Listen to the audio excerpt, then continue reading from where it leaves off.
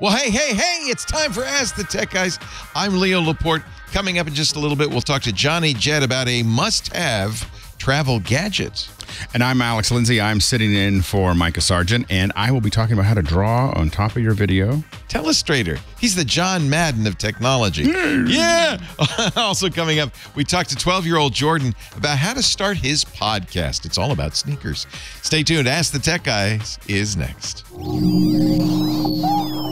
Podcasts you love. From people you trust. This is TWiT. This is Ask the Tech Guys with Leo Laporte and Alex Lindsay, episode 2027 for June 2nd, 2024. Johnny Ebola and the Malaria 5. Well, hey, how are you today? It's time for Ask the Tech Guys. We've made a slight change in the lineup, just today only. Micah Sargent has the day off, but look who kindly agreed to come in. Alex Lindsay. And I don't think I've been here before. I've been here before. I've done this show. I've not done this show before. So well, this show's only it's not very old, it's like a year and a half old. So we haven't had much chance. So I'm thrilled to have you.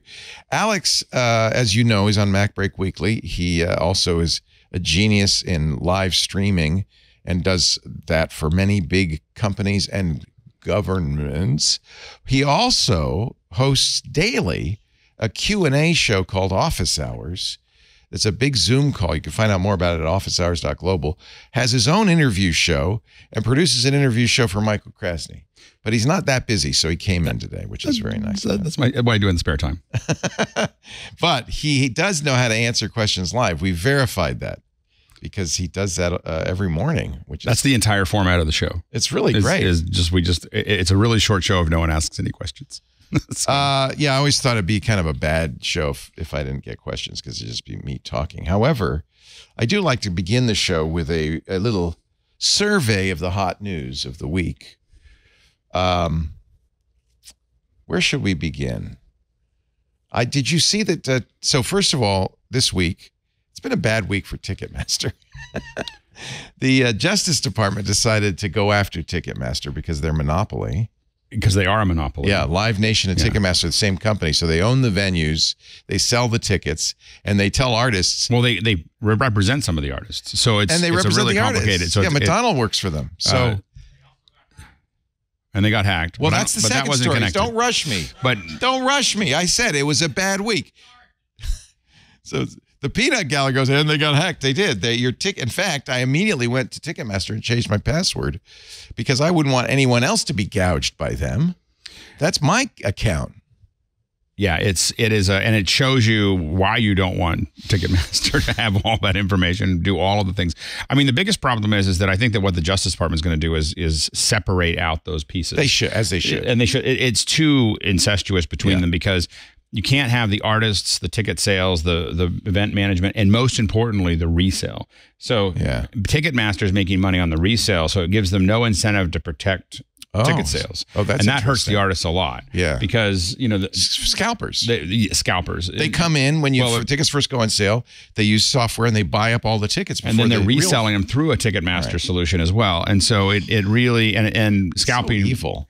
Really hurts both the audience, the fans, and the artists. The artists get paid a lot less, the fans pay a lot more, and the folks in the middle are and it's not like someone who thought they would go and then decided not to. We're talking about people who buy a lot of tickets, and there are some, like Noah Khan is a good example. There are people who won't go through that, and they sell their tickets so that you can only sell them back to the organization, and then they're going to resell them at the same price again. Like they won't. But then you can't play the big venues because Live Nation owns all the big venues. He hasn't played the big venues. He sells out all the venues he has. Yeah, because they're small. But for instance, Taylor Swift, people observed you could go to Italy or Brazil or pretty much anywhere else in the world where Ticketmaster doesn't hold sway, pay for the trip and the ticket for less than getting a ticket in Detroit. Exactly. And so it's bad all around. This has happened before. In the early days of movies, the movie companies owned the movie theaters. Right. Very similar, right? And we may get back to that because nobody wants a movie theater. Well, the movie theaters are having trouble, and a lot of time the chains right now. it's been a dry 2024. It looks like 2025 will be dry. Even the things they thought were going to be hits aren't hits. Aren't the movies worse though? Am I wrong? But since COVID, it feels like the movies are not as good. I don't know if they're not as good. I think that the real challenge is that the talent pool was very stretched out because we were in record production. So I think it was 600 narratives and 600 scripted titles in I think 2022, which is I think the high watermark. We're now on our way to probably next year being at 300. So it's cut in half. What that does is there's obviously a lot of people in the business that aren't going to have, that don't have jobs right now doing that. But it also has to do with there was, this happens in every industry. You get a bubble and you run out of talent, and that's so that's been the challenge, is running out of talent. And so I do think it wasn't written as well. Some of the stuff, some of the effects, I mean, you look at like Aquaman 2, the first 5 minutes, you're like, I can't watch this. Like, I just, like it's, you say that. My wife said that. My wife was like, oh, she goes, I couldn't watch more than 5 minutes of it. She goes, and all I could think about is what you would say if you saw it. so anyway. You have a little bit of a reputation. But it's just stretching, it's what we call spreading too little jam over too much bread. And here, there's a solution. Good news. OpenAI's Sora creates movies. In fact, the world-famous Tribeca Film Festival has announced they're going to have an AI-generated short film segment at the Tribeca Film Festival for films generated by Sora and other AI. And I think Sora shorts, they're called. I think it'll be interesting to see how that goes. I mean, we have to remember that when we first started shooting movies, they would have watched them and gone, well, that's not nearly as good as the play. Like that's not, and so then eventually it slowly got better. Yeah. But I think that it's going to take longer than people, it's not going to take forever, but it's also going to take a lot longer than people in Hollywood seem to worry about. It's hard to get humans to write good movies, let alone have a machine write good movies. We talked about that Balloon Head movie. I don't know if you remember that. That was an AI generated movie, except it kind of wasn't. They had to cobble it Almost together. All of these are like we had to cobble things together. And we had to shoot a guy with there's a mix of human. Now, Sora, unlike the other AI video generators, which normally are short little clips, can do 60 seconds at a time. Right. So that's a really long clip. I mean, when I worked on a film for Star Wars that was, and I worked on it for 9 weeks. And someone said, how are you working on the one shot for 9 weeks? And I was like, oh, it's 240 frames, which is about 10 seconds. And they were like, 240 frames? Like, that is, how do you, Could they have done Princess Amidala's ship in AI these days? That's what you did, right? It would have been hard. It would have been hard to do that. Yeah. Okay. I mean, there's a lot of things that we did by hand that we changed every single time that would have been difficult to reproduce. I mean, there's definitely things that we did do with algorithmically. It wasn't AI back then. Was we had when Anakin's Naboo fighter flies into the donut ship. We used to call it the donut ship. I don't know what it's called. Whatever they were, the donut ship, the big donuts. The donut, yeah. Flying around the donut ship, and you see all these droids running across the floor. Well, we didn't animate those. That was a particle system. Yeah. So basically, the particle system goes up, and I actually did some of those droids. And so we had these little droids, and we had motion. We had motions for them that were motion captured. And they all had these little motions, and they could switch between them. But we would set up rules like they'd cast rays from the front of them, and if they see something that is an enemy, they would pick up their gun and fire at it. And if they didn't, they would just keep running. But it was all automated. And then it was like, don't run into each other, don't run through each other, run away from bad things, run towards, so you give it a bunch of rules. And they used that? Oh yeah, that was 25 years ago. Wow. And that's what, Massive was what they used for Lord of the Rings. Same thing, all those big armies in Lord of the Rings, all the orcs, that's all massive. Were autonomous. They were autonomous orcs. Semi-autonomous orcs. They were semi-autonomous orcs. That's your worst nightmare, isn't it? Yeah. Well, and the thing By the way, where did you get this on Tatooine, this mug? What is this mug?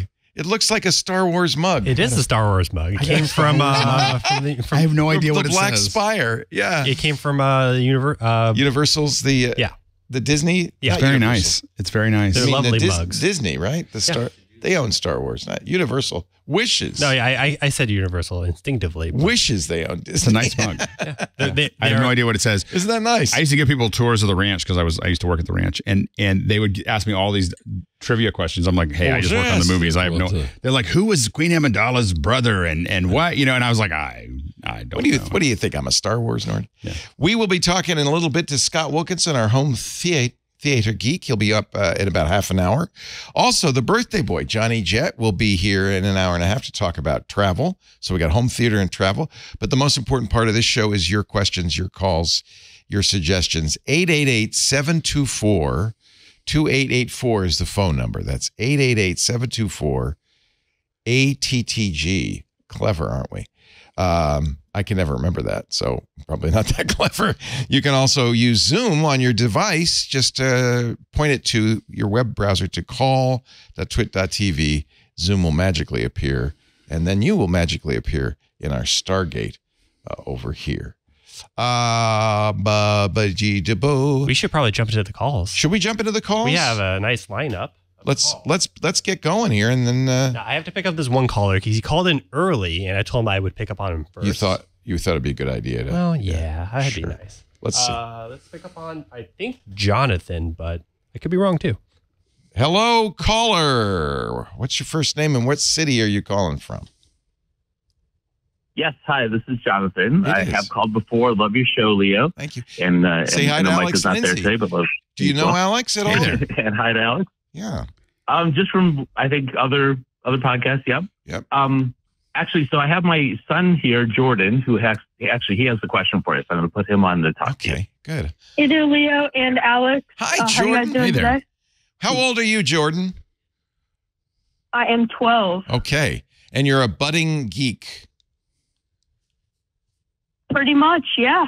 Good. I like it. What can we do for you? So my question, I'm starting a podcast, Okay. just like you guys. You're a It's budding sneaker podcaster. podcast. What's it going to be about? It's going to be about like sneakers. So I'm going to talk about like weekly sneakers and stuff that are coming out and a bunch of news.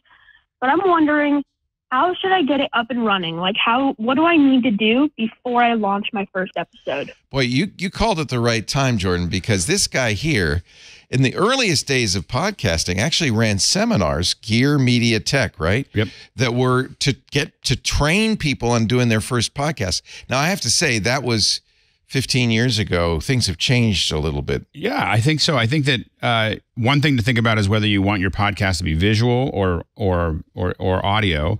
That's changed a lot thanks to I'm YouTube. still kind of deciding that. Yeah. Sorry, say that again. He says he's still kind of deciding. I'm Well- still kind of deciding if I want it. I kind of Video, feel like audio. it feels like you want to think about video a lot because you you're wanna talking show about some- shoes. So but you won't always have That's those. what I'm. will you right. have the shoes? You won't have them, so you could show pictures. Not all of them. But so you I'm can show gonna pictures. Add in Yeah. pictures. Yeah. Yeah, so I think that it's hard to imagine the shoes. I think you want an audio component of that. The first thing I would say is that your YouTube's probably going to be, your friend as far as doing. I would think about there are a couple different things to think about when you do YouTube content. The VODs, the shows that you're talking about building. Shorter shows tend to do better than longer shows for that VOD content. What's VOD? VOD is like video on demand, so that you're going to build when you build a video that you see that gets uploaded. That I'm gonna bet Jordan, because he's 12, never even considered anything but YouTube. The nice thing about watch YouTube, a little YouTube, Jordan, is it hosts everything. I do watch YouTube. I already got an RSS feed because I heard you guys talking about aren't it a you lot. fancy? I think the new generation, especially sneaker buyers, they're not going to care about RSS. You can just put it on YouTube. I think you could do both. I think Does that you can- YouTube generate a feed It for will you? generate an RSS. Yeah. They have a podcasting function, and I think for the kind of show, if you were just doing a round table discussion and so on and so forth, I think that there's a lot of different ways to go. But I think that if you're talking about something, there's basically three formats on YouTube, three major formats. There's a lot of formats, but there's three major things to think about. One is these VODs, and so you might do a 6-minute or 7-minute review of a shoe. Then there is shorts, which are going to be small segments out of that or individual segments that you build. And then there's potentially some live streams. The VODs will tend to be the most successful at building your audience. That's what's going to get there. The shorts are going to tend to be the most successful at building awareness of your channel. You can do both with one. You totally can. You can do one video Just and do a clips highlight. from yeah. And then if you do live streams, those are really good at building a connection with that audience. So that's a really interesting point. Okay. People sometimes say, why do you many times say, why do you do video on TWiT? Why are you doing video, Leo? And then they also say, why do you do it live? Both of which add in complexity and cost. And, it's a lot bigger thing to have a video show than it is just an audio show. With audio show, Jordan, you already have everything you need. You just talk to your laptop or your phone, maybe even more likely. But now video, you got to add, maybe take pictures, and then live is even more complicated, except thanks to YouTube, it's gotten much, much easier. Well, and streaming to YouTube is really easy, and the tools have gotten super easy. I mean, we do live. The reason I answer when people say, why do you do live video? Most people, 90 to 95% of our audience never doesn't watch. They listen, they download. But every once in a while they watch. And every once in a while they watch live. Okay. And when you do that, there's a connection that doesn't exist just with audio. And they remember what Jordan looks like. And with sneakers, they might even want to see the sneakers. And with live, we couldn't be doing what we're doing right now, Jordan, if we didn't do it live. So there are advantages. Yeah. And that's the big thing. The reason that I go live every morning is because we want to interact with people's questions. Yeah. And it's not questions that they wrote yesterday. It's questions that they wrote while we're talking. And so that's the that's the thing that we try to, if you're doing live, you have to think about doing some version of interaction, whether it's reading the chat, managing the questions in some way. So that you can really, the audience has a reason to. There's only 3 reasons to go live, and that's breaking news, sports, and interactivity. So you got to do one of those 3 to make it really worth doing. Jordan, you shouldn't listen to us because you're just getting started. Okay. You got guys who've been doing this for 20 years, and I don't want you to bite off more than you can chew. These are all things to keep in mind. Okay. But it's way too tempting to say, well, I want to do this, and make it so big that you never do the first thing, right? And the most important thing is exactly what Leo said, which is to do something. I think that Marquez Brownlee said it best when he said the first 100 shows are going to get watched by like 4 people each. That's a good time to start. And so at 12, it's an incredible time to get started, because what will happen is you'll start to, you get away with a lot, and people will give you a lot of leeway. If you're 22 years old or 28 years old and you're doing it, people expect a certain, that you got it all figured out. At 12, they're going to let you play a little bit in a way that you're not going to get to play later. So right now, today, this week, tomorrow is the best time for you to get started. And the play is how you learn. The other thing I would say is really wait until you start doing interactivity with your audience. That's a whole very challenging and difficult and complicated thing to do that you probably don't want to get into at your age. Wait till you're a little older to do that. But at some point, once you get confident in every other part of it, that is a nice extra step that I think makes a big difference. Very few podcasters do what, even Marquez Brownlee doesn't do what we do. Right. I mean, this is a very, but it's hard to do. And it's a something that I think you should build up to. Don't start right away. And the main thing is also to think about, as you're planning and you're getting off the ground, try to think of what the first 20 episodes would look like. The first 3 is easy to think of. When you get to 20, it forces you to start thinking in formats. So for instance, a lot of times you might say, oh, well, I'm going to focus on sneakers on the first week of the month, boots on the second week of the month, slippers on, and you, as you start to build whatever that format is, or it could be a certain kind of sneaker if it's all sneakers, it could be whatever it is. But the what you want to think about is, how do you start to build some infrastructure so that you can, because what'll happen, what happens to most people who start podcasts or any kind of content is they go, I got an idea, and they do the first 3 or 4, and then it's like months before they think about what to do next, because they run out of steam really fast.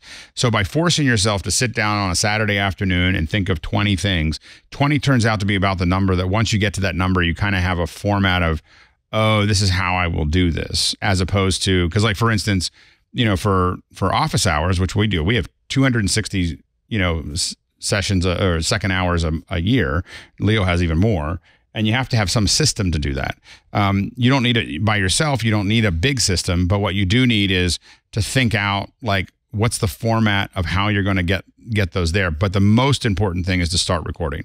Just start recording, start throwing stuff up. You can always take it down. Like, I throw up lots of shorts for both myself and client. If they don't do well, we take them down. Like, we just go, we'll take them out. So you don't have to leave things up there forever. Yeah. And then, was there any software or mics that you recommend or headphones that you recommend that I used?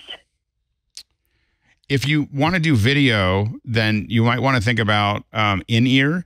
So for video, you don't necessarily want something over your ears. And if you do that, there are Lindsay makes these SC10s that are about $50, and they make other ones that are $25. They're not very expensive, and they'll go right into your ears. They're Lindsay, I think they're SZ10s or something like that. They're really like nice and low profile, but you can still hear stuff in them. And so that might be one in ear. There's lots of over the ear, lots of different ones. I don't know exactly which ones that are there. As far as microphones, there's lots of those. Yeah, and they come in all kinds. Those Lindsay's come in different colors and different different price ranges. I wouldn't get anything more than the $50 ones. They're actually less comfortable. And I get them without the mic. You don't need the mic in them. The cameras, or I'm sorry, the microphone. I mean, obviously, we really like these Heil PR40s, but there's a lot of things that can be really less expensive.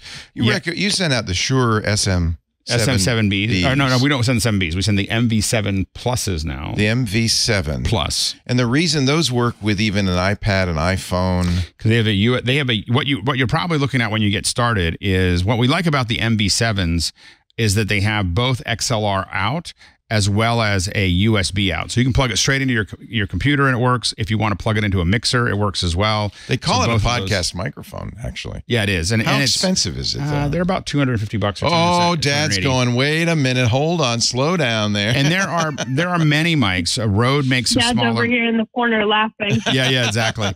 But there are a lot of mics that are in the $50 range that are going to be great, that are great to start with. And these are... And you want to think about whether you want them to be like a little headset. So, for instance, if you want a headset, I think that Pile makes some very inexpensive ones. Oh, you mean one that has a little thing? Yeah. And the nice thing about that is if you're using your hands and you're trying to show something, it's nice to have a headset. Plus, you can move your head around. You can move your head around and it's right there. So, and those are not very expensive. You'll need some kind of interface for those for your computer. Audio Technica makes probably one of the better 1/8-inch jack to USBs. I think they're $30 or $40.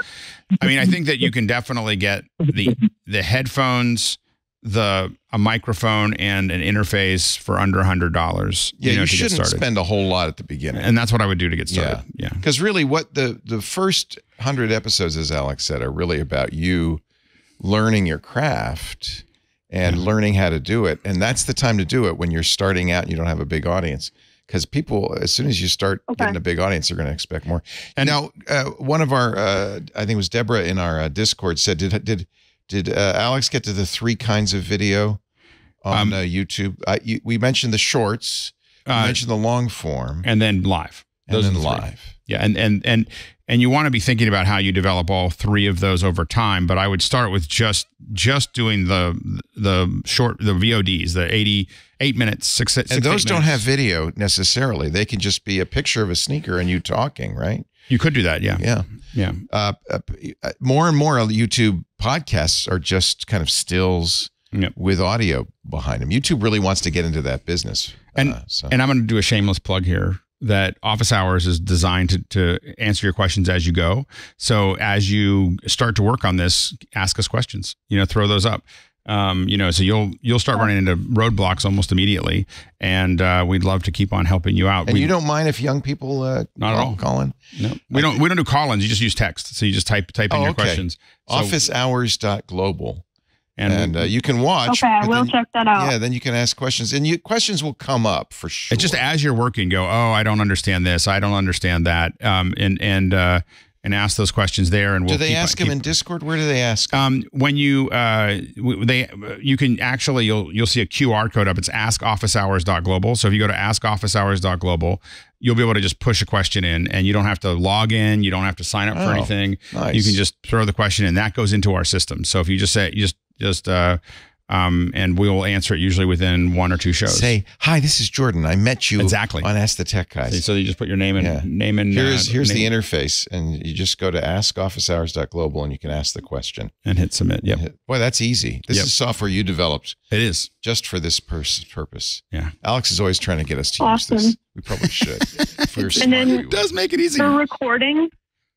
for recording, should I just do it through like my computer or something, or Yeah. how should I software, record them? probably Audacity, right? That's free. If you're trying to do video, then video's OBS. you have a little. And OBS is probably. Are you on a PC or a Mac? PC. Yeah, OBS is going to work really great for you to do you can do recordings It's on OBS. free. Dad will free. like that. You just want to record it to the drive, and It's what everybody uses: Windows, Mac, and Linux, and I've used it. and It's that what I would let use you to go stream. if you get good at it. That would let you go live as well. Yeah, So that's a good one. I've done my video game play-alongs on Twitch. I've done with OBS, as many do. And there's other stuff, but boy, I mean, this is about as easy as you can get. Yep. Okay. Awesome. So Thank OBS, you guys so much. get a headset mic, get in-ear monitors from Lindsay, get a plan, practice, and in about 10 years, we're going to be trying to compete against you. And the most important thing is, the way we've been learning for our entire, you can do a lot of things. The way we've learned for a million years is that we watch, we ask questions, we ask questions, we repeat. And that's what you want to just do as many. You want to make, Malcolm Gladwell said it was 10,000 hours. He based that on something that is not, is in Zen Buddhism, it's not 10,000 hours, it's 10,000 mistakes.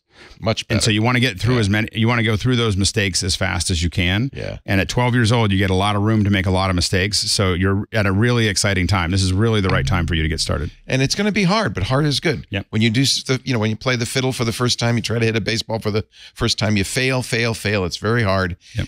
But what did somebody once said? If you fail 10 times, don't give up because you might succeed on the 11th. Right. Keep going. Just keep making new mistakes. You're going to do it. Keep making those mistakes.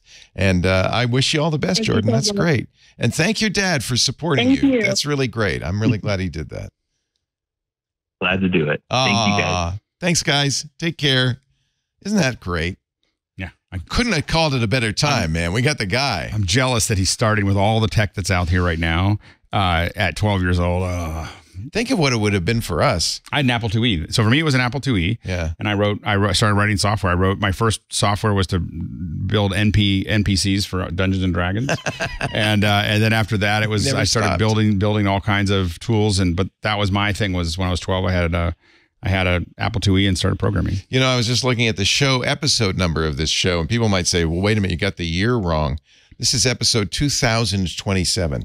We have done 2027 of these, and I'm still making mistakes. So it takes it. You just do it because you love it. Do it because it's fun. Don't worry about making mistakes or how you look. I always say podcast like no one's listening because probably no one is. Scott Wilkinson coming up in just a little bit. He is our home theater geek. He's got some great suggestions for big screen TVs and surround sound. Our special guest today, Alex Lindsay, it's great to have you, officehours.global. Michael will be back next week. He's just taking some time off, which he well deserves. In fact, we have to force him to take vacation. He is not a vacation guy. Yeah. So we had to say, take some time off. Our show today is brought to you by those great folks at Wix Studio. Have you looked at Wix Studio lately? Wow, this thing is so powerful. They only give me a minute to tell you about Wix Studio, the web platform for agencies and enterprises. So let me give you a few things you can do from start to finish in 1 minute.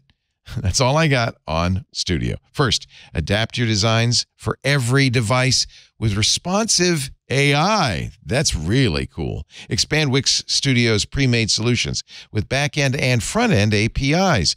You can generate code and troubleshoot bugs with a built-in AI code assistant. Switch up the styling of hundreds of web pages. I mean fonts, I mean layouts, colors, all with a single click. Add no-code animations and gradient backgrounds right in the editor. Start a design library. Package your code up and your UI up in reusable full-stack apps. Oh, and one more big thing. Deliver everything your client needs in one smooth handover. My time is up, but the list keeps on going. Give it a try. You will be amazed. Step into Wix Studio. See for yourself. Go to wix.com/studio or click on the link on the show notes to find out more. This is a tool that has really kind of stepped up in the age of AI, and it's amazing. Wix.com/studio. Thank you, Wix, for your support of Ask the Tech Guys. We greatly appreciate it. All right, John Ashley, producer man. What should we do next?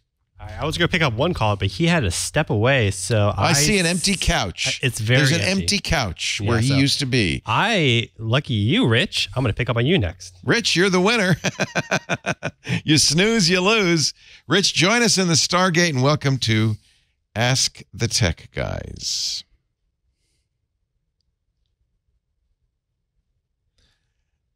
Chocolate Milk Mini Sip in our Club Twit Discord says, hey, you can register sneaky.news for only $10 a year right now. Oh, there you go. Sneaky.news. Go get that, Jordan. Hey, Rich, welcome.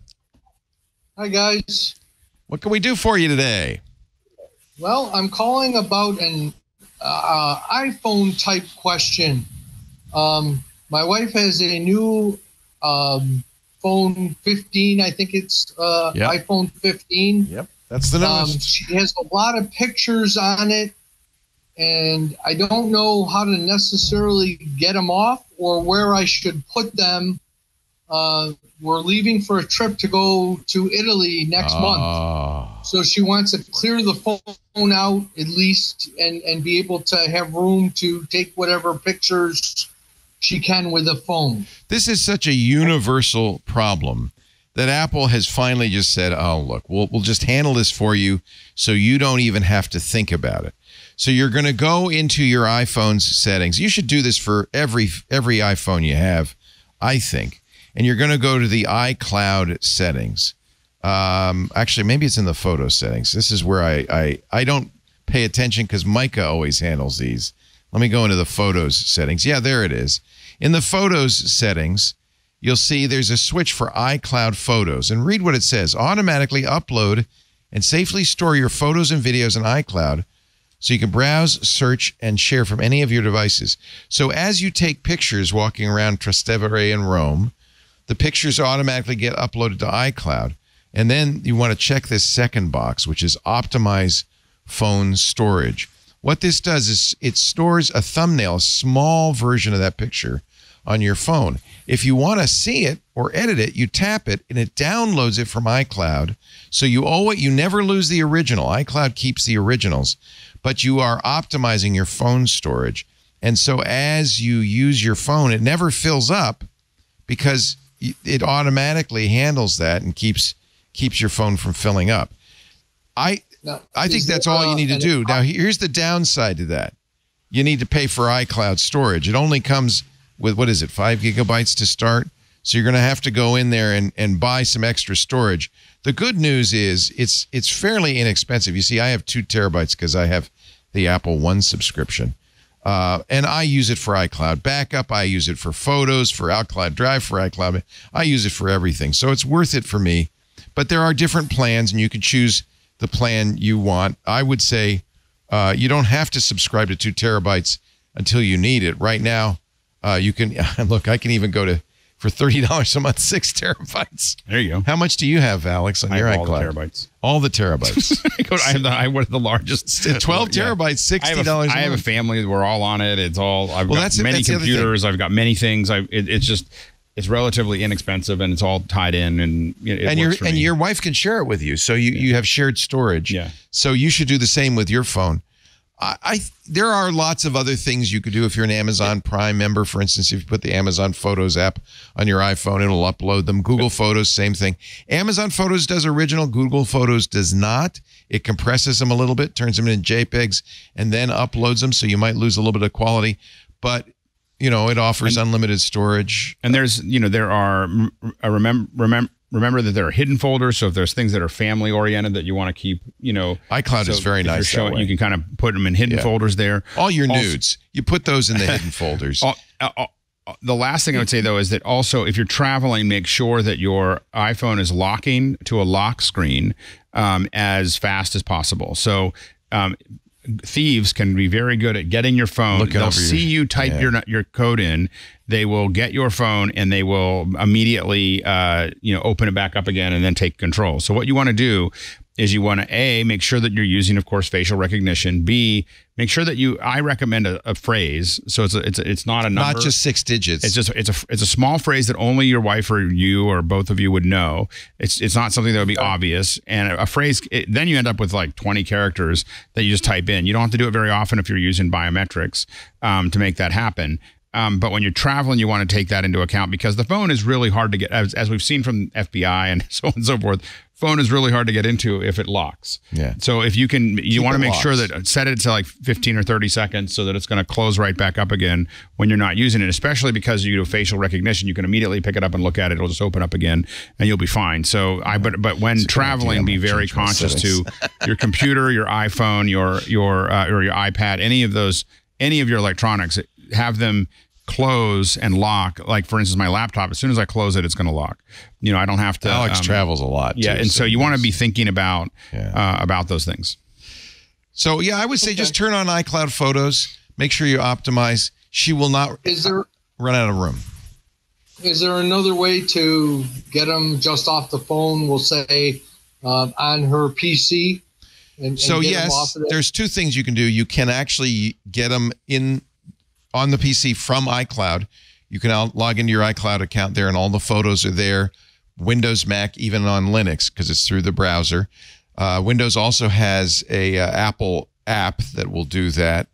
I think this is the simplest solution.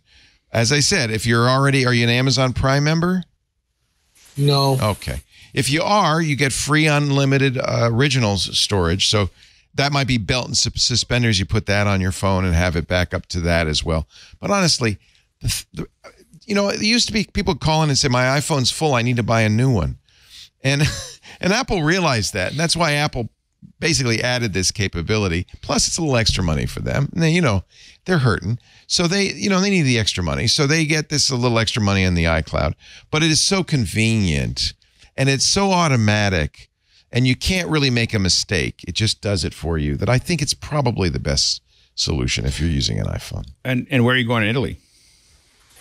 We're flying into Rome for a few days, and then we're getting on a ship and doing a cruise down that side of the big water. And then we come back to Italy, and then we're going to be there for the rest of the month.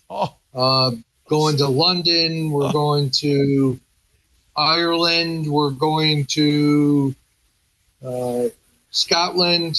We're traveling all around. Sounds like the trip of a lifetime. That's fantastic. Have a wonderful time. I will tell you that my only thing about Rome is it'll sound counterintuitive, but if you get up right at sunrise, that's right, 20 minutes before sunrise, know where you're going. Go out and take a walk. It's empty. Nobody is out there. You get Rome to yourself. To the Trevi Fountain, and there aren't a million tourists. I walked around the Colosseum.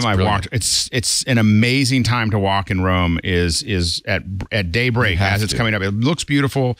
It is because it's chaos after that, especially in the summer. It is by 10 a.m. it's chaos, and usually I finish I had work to do, so I finished my walk at about 9 o'clock, and by about 7:30, you find a good place to get a cappuccino, and you're off to the races. But I would highly recommend it. In most cities, I would recommend that. I've done that. I do that all over the world, but in Rome especially, you have to. But early morning walks in cities is an amazing way to see them. Yeah, good advice.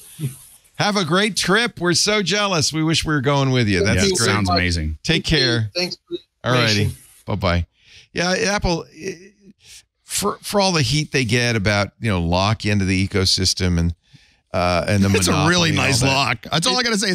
It's a nice lock. It serves drinks. It's like it like makes you a little. It makes you think of it as a warm bath. It is. It's a bubble bath. Yeah. So unless you're philosophically driven, and you're so philosophically driven not to support that, I would just give in. Yeah. Exactly. Let go and let Apple. Yeah. I think that's really the there's an ad there somewhere. I hate to say it because philosophically I don't like lock-in. I like it should be open and all that stuff. The thing is, it works. It works so well. The other thing, the iPhone cameras, and I think this is true of the Pixel 8 and Pixel 7.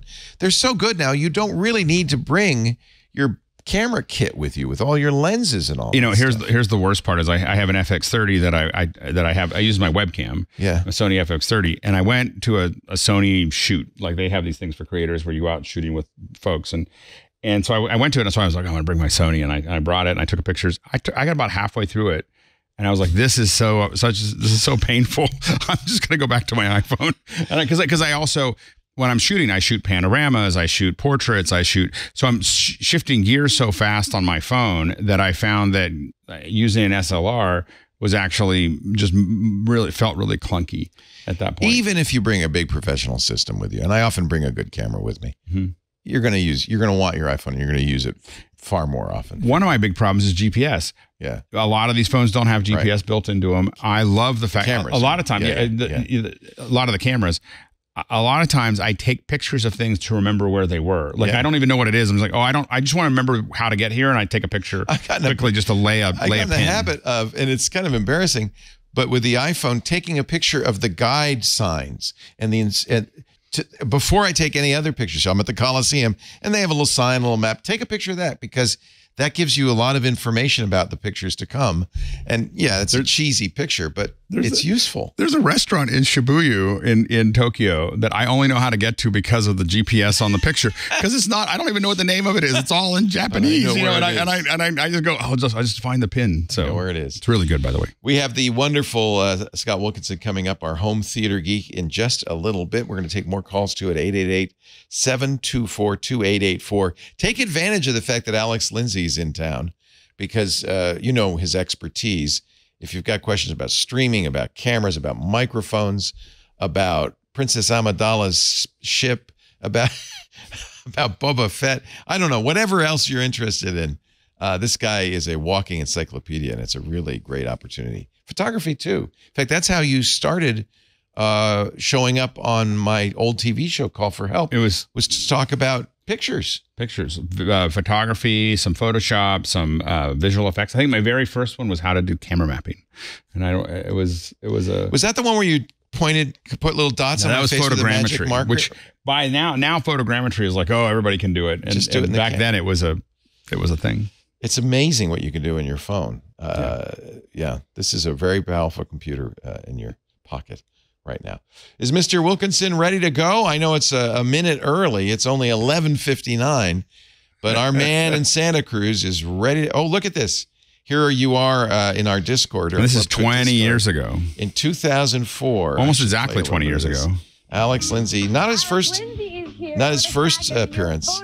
Probably one of your last, actually. I think I left it. And then I followed you to Canada. Lots more in this hour of Call for Help. That's the great Cat Schwartz. I'm probably violating copyright, but it is my show. Exactly. I think you should be able to play your own show. You should be able to play your own show. Let me see if I can find Alex in here. I have to scroll through this. These are all on. Is that Alex? I think that's me. Right. Oh my God! I don't even recognize you. I know. One more. Gabe's question. Right? Gabe's question. He's got this faded photo. Look at you, Alex. That's both look a little bit younger, 20 years ago. That's when my wife was at Harvard, and the only thing I had to do in life is work out. And we get so like literally I was like 2.5 hours of working out a day. That's so great. So anyway, but let's see. What was I talking about there? I don't even know. I don't know. Anyway, but something. You can watch it. It's on YouTube. Photoshop. There it is. Search for Call for Help. A lot of that old stuff is up there. Probably illegal. It's owned by NBC, Comcast, Universal, that giant megalith. Yeah, there is a plasma behind us. Those were about $10,000. That's right, Evan. And you know the screenshots went in back in. I remember sitting behind them. You got to remember this. Right now, we just cut to the screen. When Lear wants to cut, we just cut to the screen. They had a camera shooting the monitor, which I will say actually often looks better because they were able to pan in and pan around. Just be careful because it'll moire also. Yeah, it was so. Yeah, and you have to have a full-time camera operator. Camera operator for the screen capture. For the screen and he was like, he's right up on it and looking over it, and it was quite a thing. It is, again, a lot easier now than it was way back when. Scott Wilkinson joining us, our home theater geek. You can see his stuff on the AVS forum, and of course, he hosts the Home Theater Geek podcast in our club TWiT. Actually, it's now available in audio to the world, to everyone. So go to twit.tv/HTG and you can subscribe. Hi, Scott. Hey, Scott. Hey, you guys. How you doing? We're great. Good. Do you know Alex? Of course you do. We do. I do, yes. Absolutely. Good to see you. We've met many times. Yeah. Nice to see you. Good to see you, too. Looking at those 20-year-old pictures, kind of go, oh, look at myself 20 years ago. I actually probably had some color in my beard. I should have warned Jordan that that's the problem with doing stuff when you're young is that you have lots of video. Yeah, of it. Yeah, a lot of video of how you used to look. So what's on your mind today, Scott Wilkinson?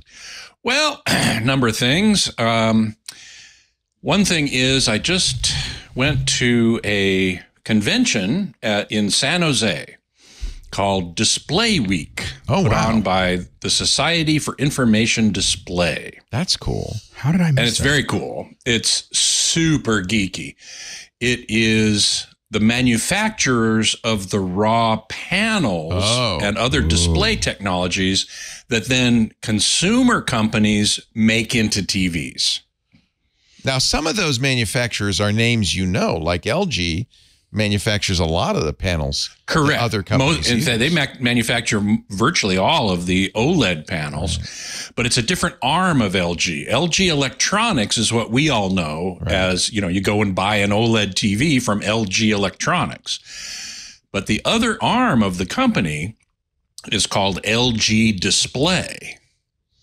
And they make the raw panels and they do the R&D to move the technology forward. Samsung has a similar deal. It's Samsung Electronics or Samsung Display. Now, wait a minute. Sony now sells OLEDs. In fact, the Sony OLED display was picked as the best TV in the big TV shootout. They're not using an LG panel, are they? You know what? I don't know the answer to that. Wouldn't that be ironic? Think so.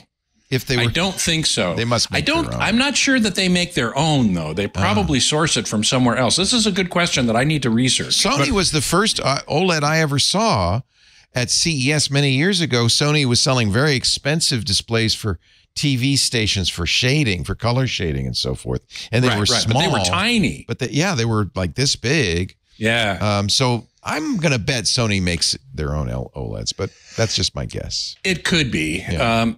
So at Display Week, the big news was, quantum dots were everywhere. And we've seen quantum dots I love TVs. my quantum dot. I have a quantum dot Samsung that I really like. OLED, that's right. Yeah.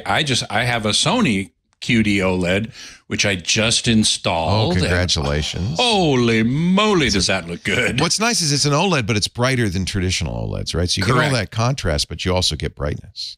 And it does not have a white subpixel. Conventional OLEDs have a red, green, and a blue subpixel to make up each full color pixel. But they also have a white subpixel. And the reason is OLED doesn't get as bright as LCD. So if you put a white subpixel in there, it can get brighter. But you pay for that by having less saturation in the colors as the picture gets brighter. So QD OLED does not have that. They don't have a white subpixel, and they can get brighter and retain color saturation all the way up to near the top of the brightness scale. How big of a deal is burn-in with OLEDs now? Not a big deal. Not a big deal. It's not non-existent.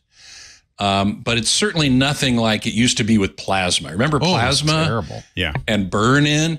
Now, if you leave a static image on an OLED TV for days or weeks, you'll get burn-in. So I've done some research. Get this. Sony made the decision to adopt LG Display's WOLED, their white OLED technology, and Samsung's QD OLED for the Sony TVs. So they are using Samsung and they're LG using panels. Samsung display. Yes. But a lot of times isn't the difference though the color science, like how they process the image that they put on the display. So even though the same manufacturer makes the display, it is how Sony happens to be exceptional at color science. At processing, yes. At video processing, not only color, but different. Motion. Yes, the processors are different. And that's what distinguishes a Sony from a Samsung, even though they're using the same panel. Right. Exactly right. But the biggest news at Display Week was the next step in QD evolution, which is called electroluminescent quantum dots.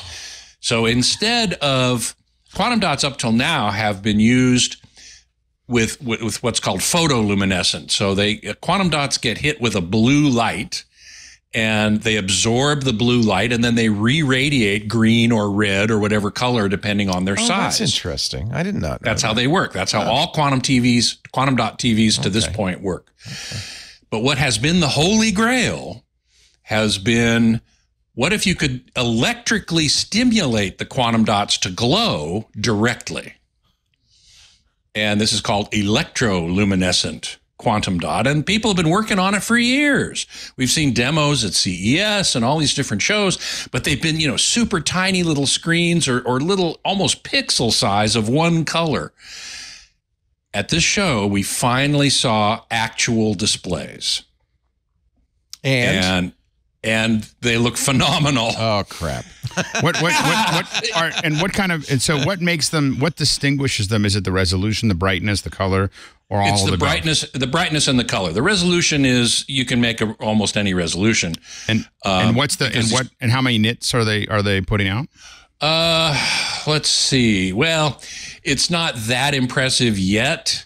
There were 3. There was Sharp, TCL, and Samsung, I believe, had prototypes. These are not products. You're not going to be able to buy this next year. Right. And the Samsung, I believe, was the largest at 18 inches. And I believe its peak brightness at full white, that is the entire screen, full peak white, was about 300 nits. Okay. So that's not terribly impressive. But peak brightness on all TVs is never expressed as full screen white. It's expressed as a 3% window. Right.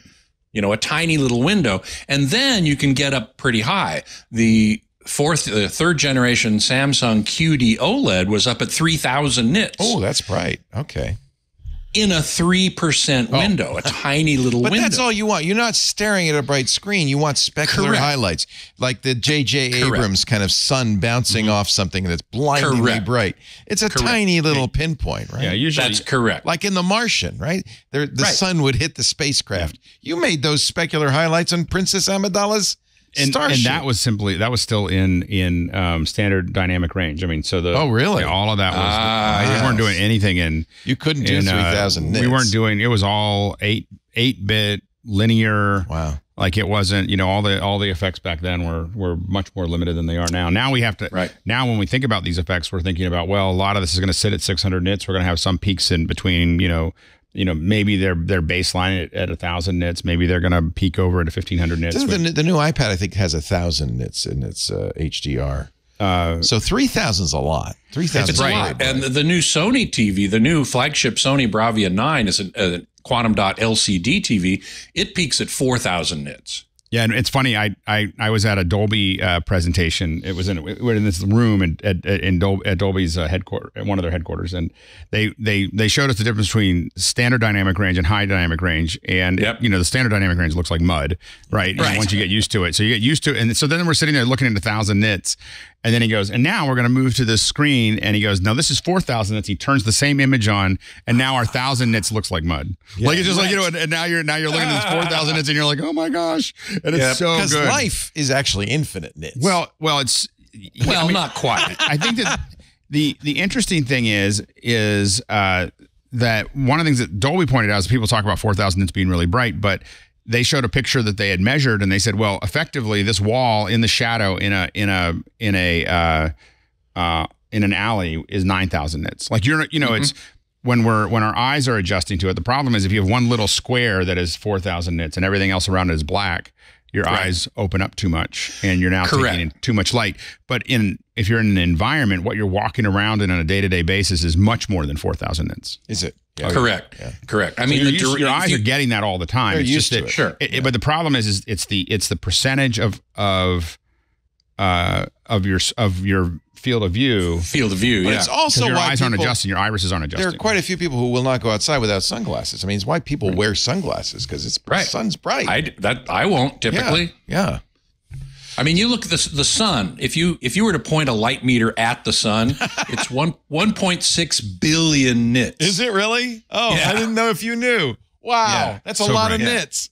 That's a lot of nits. And right now, And our screen. I mean, what we think of as the scale that we're working at goes up to about 10,000 nits. Yeah. That's the peak of HDR. Currently The defined theoretical high peak dynamic curve, range yeah. is Yeah. 10,000 nits. Wow. Correct. And but even I think Dolby and others they have screens that are 40,000 nits, but that's a projector on a window, right? It's a small window. a very small window. Like it's a small window like this big with like a 25,000 lumens projector behind it. Right. Will get you to 40,000 nits. Correct. What does nit stand for? It's not an acronym. It's just a little term. It's lumens. Is it lumens per square meter? Is that correct? Candelas per square meter. That's what it is. Yeah. Okay. So nit's a small candela. A bit of a candela. It's just I don't know where it came from actually. But it's easier than saying candelas per square meter. Certainly is. Absolutely. Anyway, so these electroluminescent quantum dot displays, we've been hoping for them for years. It's the simplest architecture in a display, and it will achieve much greater brightness and much greater color saturation at wide ranges of brightness. So, the FOMO isn't there yet because there's no TV you can buy. Oh, thank goodness. Thank goodness. TCL had a 14-inch laptop display that was QD-EL. How many nits are in a lumen? I'm going to ask ChatGPT. There you go. See if she knows. Nits and lumens measure different things, Oh. so they aren't directly convertible. Oh, Nits that's measure true. luminance, brightness per unit area, while lumens measure luminous flux, total amount of visible light. To relate the two, you'd need additional information like the size of the emitting area and its efficiency. Thank you. Aren't you smart? And Scott, how much discussion is there about resolution? Of course, because we had, we went to 4K. And that seemed to make a jump, and then everyone jumped to 8K. But now it feels like everyone's kind of falling back to 4K. Nobody's gone to 8K. Right? It's hard to get. Well, yeah, there are a few 8K TVs available. There's virtually no content except on YouTube. There are some 8K things on YouTube, but no one's going to be. There doesn't seem to be demand for 8K particularly. No, I don't believe so. There's no way to really transmit it. Either by streaming, I mean, you can, I guess, from YouTube, but it'd be heavily compressed. But there's no reason to do it. There's no reason to master material. I mean, the content creators aren't going to be making 8K material. You go through a lot of hard drives. Yeah, I've done it. Yeah, it's more than there's twice no as plan big, for right? an optical 16 disc like times you bigger. HD Blu-ray. There is an experience that's different. So we did some research where we were doing 8K 120 HDR. So it was a HDR 10 plus with 8K and 120 and 120 frames per second. Yeah, and at that, brightness, frame rate, resolution, your television screen, or what we were using an LED wall, but it just looks like a window. Like your brain, so somewhere between 92 and 96 frames a second, your brain starts to go, this is a window. It's no longer relating to it as it's no longer relating to that screen as a screen. Yeah. As a display screen, It's just a window to the outside world. And so you get to 120 frames a second. What's nice about 120 is that it's evenly divisible by 60, 30, 24, so that you can use optical flow to take the 120 and reconvert it back to that frame rate. So that's why we were looking at it at that rate. But it is what's fascinating is we found you can't make film the same way anymore. So if you go to 120 frames a second, jibs, helicopters, dollies, all those you can't use because people get sick because their brain is now like, oh, that's an actual something's actually happening. And Alex, this leads me to ask you a question. Have you seen any of the high frame rate movies that, for example, Ang Lee did? I haven't. So I've seen a lot of 120 frame per second stuff because we were shooting a lot of it and we were working with folks. And Sony's done some great. They had an LED wall at NAB a couple of years, but right before COVID, I think 2019, that showed like what that looked like at scale. I haven't, but the number one thing that came back from the movies was people getting disoriented. Yeah, I didn't like it. And I saw Billy Lynn's halftime walk. Long halftime walk, yeah. And in fact, my friend Steve Martin was in it, and he told me a few things. First of all, Ang Lee wouldn't let him wear makeup because you can see it. And so it's almost too vivid, too real. More even than, say, I saw Oppenheimer in IMAX. It even was more real and vivid than that. It was unpleasant. It's what we found with the stuff that we did was that there were certain things that regular feature film really does really well at 24 frames a second. So a narrative, your brain stays in this narrative state.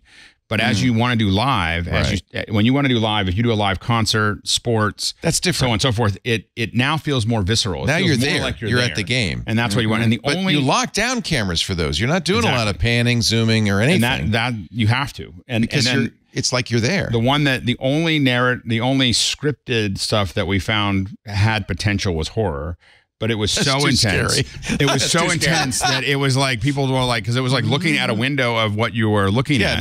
And it was super. But I'm not a horror fan anyway, and I certainly would never go I don't watch horror. 24 frames is dreamlike, and that's what we're used to with the movie is this kind of suspended disbelief and suspended reality, and we're in a dream, and we like that. The hard part, and that's why I'm wondering if there's much consumer push to 8K. That 4K is good enough. The other thing is that there's a lot of the streamers like 24 because it saves them money. Same reason when we first started doing Mac Break, we didn't have the money to, we didn't want to put pressure on the CDN on CashFly. We did 1080p. So we did 1080p. So we literally did 24 frames a second because it saved us. It was 1/6 less data. But that's a lot. And so we took, and that adds up. So there's not a lot of pressure for streamers to go to a high frame rate, although almost the entire pipeline now is at 120. So all our displays, our phones, our everything is all at 120 frames a second. We've got cameras rolling out at 120 frames a second. It's just the distribution pipeline. The current Apple TVs are capable of 120 frames a second. Really? I don't think I knew that. Yeah, they're capable of it. They're not doing it, but they support the And is your Blu-ray player a good? I just bought on Scott's recommendation the Panasonic UHD player. Can they do 120? I don't know. Maybe the Blu-rays don't even have that. I think they tap out at 60. Yeah, they tap out at 60. That's correct. So I've got an assignment for the next time you're on. You often talk about SAF, spousal acceptance factor. When it comes to buying a new TV, I'm not saying wife, I'm saying spouse. Yes, but it's often the case in a couple that one of the members of the couple wants the biggest, brightest, most expensive TV, and the other one says, not in my living room. Right. However, I will tell you this. I do know already how surprised I was to find that in a heteronormative couple, the wife is the one that often wants the larger TV. Well, Lisa wants both. And one of the things we don't like, and I agree with her, with most TVs, you have that black hole at the end of on the wall. That's just when it's off. It's just, so we're looking at a Samsung frame TV. That's about what I was going to talk about. Exactly. So I want to give you an assignment because we're thinking about this for our living room. It's the new ones are matte, so they look like a painting on the wall. It's 4K. And they have fine art, or you could put your own pictures in it. It has a sensor, so when people leave the room, then it turns off. But when there's somebody in the room, it's not a black hole. It looks like in fact, they even have frames, some of them very ornate, that you could put around. It looks like a painting, like a picture frame. And they've just added. How big did they get? 80 inches. 80 inches. That's pretty nice. I think that's what we're going to get. And then they just added to this, and this is I'm kind of also interested in this. They have speakers that are paintings. They're Dolby Atmos speakers. They call it the music frame. And this is from Samsung? Yeah. The idea is you put your frame TV, which is a big painting, over the fireplace. And then I wouldn't put it over the fireplace, but you know what I'm saying. No. And then in the rest of the room, they're speakers, but they really look like paintings. Well, that's cool. I hadn't heard of that. I'm going to look into that. Yeah. This is I have it up on the. So what's my assignment? Is just to find out more about this crazy idea But you could do the frame with any. You could build a frame for any TV, right? TV. Yeah. Well, exactly. That's some of my questions are. Maybe it'd be better just to get a good Sony OLED. I'm also QD thinking OLED. about getting. I'm in the process of getting a new TV, and it turns out between my surround front speakers, my right and left, it'll fit an 85-inch almost perfectly with just a little bit of room left. So there you go. But what I'm looking at doing is cutting. My server room is right behind my living room, and so I've been looking at literally cutting a hole in the server room between the two. And then just installing the TV into the wall, and then put a frame around it to do much of what you're talking about. It'll feel very thin, although it'll be going into the wall. And then what we do is put photos on ours. Our Apple TV grabs a photo library and starts putting it on, and everybody loves that. So that gallery has been really, really popular in our family. We should also mention that the Discord's telling me that LG also makes what they call a gallery edition of its OLED EVO that is the same idea, that it's to be on the walls. I think the problem for me is I always want to focus on having something that is as good as it can be for what it does. Yeah, I agree. Especially when I'm watching movies, and I'm mostly going to watch movies. Right. I'd rather build something around a really good movie screen than have it kind of halfway in between two things. Yeah. Well, I suppose. On the other hand, I assume that the frame can be calibrated to should be accurate. Should be accurate. I just don't know if it is an LED LCD, but again, this is the living room, so I want an LCD in the living room. We have for a the QD extra OLED brightness in the the movie viewing. Alex, if you're embedding the TV into the wall, what about the studs? I'm working on that. That's the part I haven't figured out yet. That's kind of the eternal question. What about the studs? There's some reinforcement. There's some reinforcement that needs to be done there. But people have put holes. Oh, you mean it's a load-bearing wall? No, it's not necessarily a load-bearing wall. So it's but any wall is going to have these. You have studs to build in around it. I have a contractor looking at it. So it's just notch the stud. I'm not going to do it myself. When I say I'm going to do something, I when it comes to wood and plaster, man. You're going to hire there is somebody nothing that I'm going to do. Wise man. I manage the pool, and that is as technical as I get when it comes to house stuff. Scott Wilkinson, he's the host of the Home Theater Geeks podcast. You can get it right now if you go to twit.tv/HTG. And of course, club members get the video as well as the audio. You also write for AVS Forum, and every month you have a home theater of the month. Theater of the month. What's your home theater this month? Well, I haven't quite finished it yet. Oh, so don't just surprise us next week or whatever. I will surprise you next time. However, I'll tell you this. In Home Theater Geeks, I've now taken to featuring one of those particularly interesting ones once in a while. And the one that is coming up, actually, I think this Thursday, is called Basehead's Dream. It's a guy who put a theater in his little second bedroom, and he's seriously into bass and what's called motion actuation. Oh, dear. And he's got his three seats. His three seats have subwoofers basically surrounding them and tactile transducers. And there's a little video that I show from YouTube that he made of the rhino stampede from Jumanji. Oh, Lord. And these seats are like jumping all over the place, and he loves it. Well, as you know, it's all about the bass. No rhythm. That's right. Yep. Scott Wilkinson, thank you so much. AVS You Forum, bet. Home Theater Geeks. We'll see you next month on Ask the Tech Guys. Take care, Scott. You too. Oh, zip. Look at that. I love that. We shrink them into the Stargate. I want to know more about this project when you get going. The thing about the reason this is where the wall used to be, and then now my bedroom's in the living room because I took out one of the wrong walls. Yeah, that wouldn't be good. Yeah. The thing about the frame is it's super thin because they take the controls and as Samsung always does, and they put that in a separate box. If it's the same quality, same frame rate, same brightness of a high performance TV, then I think it's great. If I'm giving up, I don't want to sacrifice. I see what you're saying. Yeah, if I'm giving up any quality for it, I'd be more resistant. It's only so far we're willing to go for spousal acceptance factors. You got to find out what you can sell in your garage. That's the key. That's my key. Sell this stuff off, and I can buy another camera. Or put a couch in the garage because you'll be sleeping there. Yeah, exactly. We are going to take a little break. When we come back, more of your calls. 888-724-2884. Our friend has got back on the couch. We're going to do him next, right? Maybe he's got one of those motion actuated couches.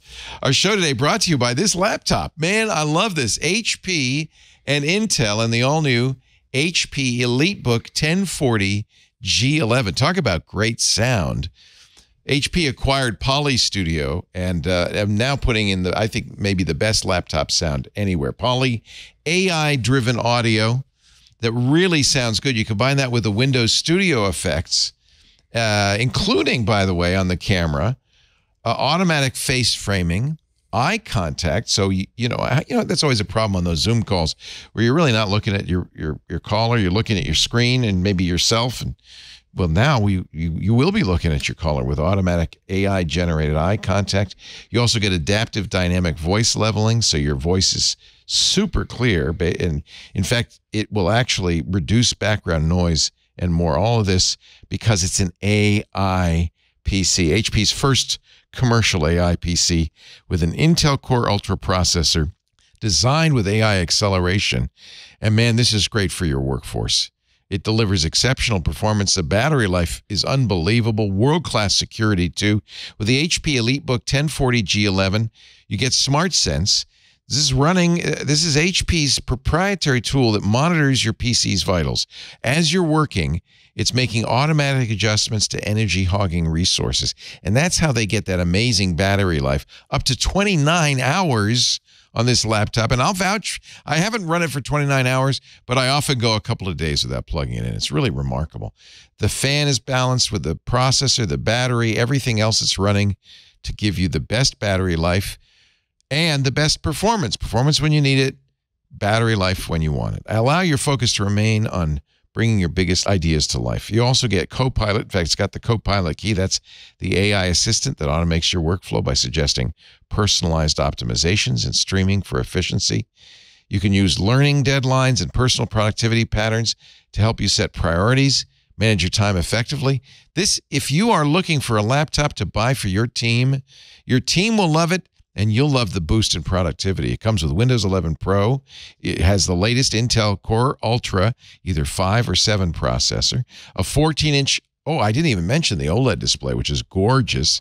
Frankly, I'm only buying OLEDs from now on everywhere. Phone, laptop, tablet. I just love these OLED displays. This one's great. A 5-megapixel camera, HP Wolf security for business, and so much more. HP's newest laptop will adapt to your workers' personal needs and behaviors so they regain meaningful time and focus on meaningful work. Isn't that what we all want? Go to HP.com. Search for the HP EliteBook. This is the 1040 G11 to learn more today. I just love it. And this one, we got the one in the beautiful cream color. It's just really beautiful, light, elegant, and powerful. It's nice to have all of that in there. It's what I'm using today for the show, the HP EliteBook 1040 G11. We'll have a link on the show notes as well, or you can just go to HP.com and search for the HP EliteBook 1040 G11. Thank you, HP. I don't know if they're going to want it back, but I'm going to keep it till they do. I love it. All right, let's get back to the phone calls. It's so great to have Alex Lindsay. It's good to be here. Yeah, having fun. It's perfect. I mean, this is all right down your alley. Ask questions about, all those areas Alex is an expert in. Who should we talk to, John Ashley? I think you know who. And is it Greg? Was that his name? No, it was Pat. Pat is off the sofa and onto the Stargate. Welcome to Ask the Tech Guys, Pat. I was to put on the horn rims because I look more intelligent with those. What city are you calling from, Pat? I'm in Monrovia here in the San Gabriel Valley of Southern California. Nice. It's great to have you. Welcome to the show. What can we do for you? Good to be back. I used to talk to you. I used to have an internet radio station. I could tell. I'm hearing the mellifluous tones. What's the radio station?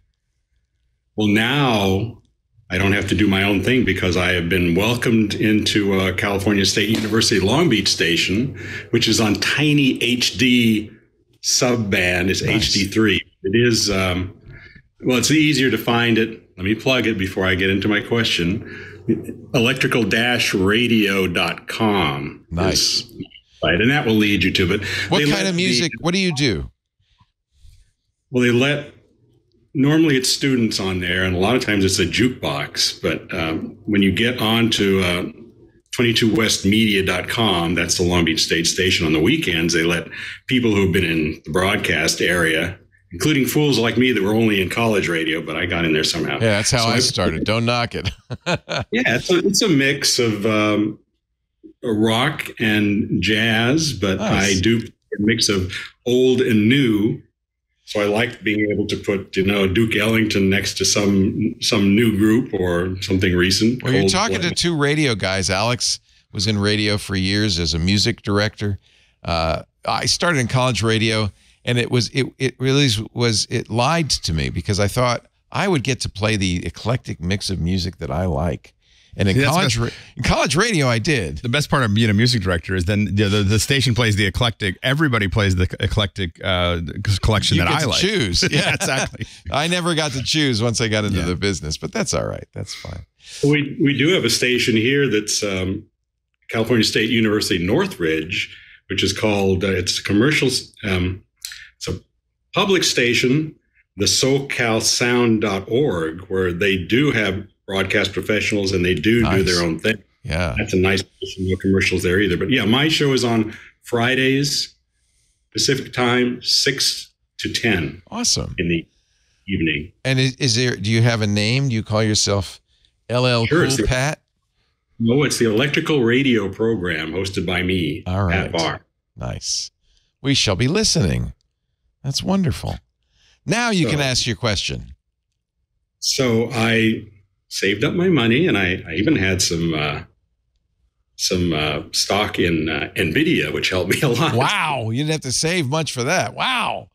Now leasing an electric car. Good.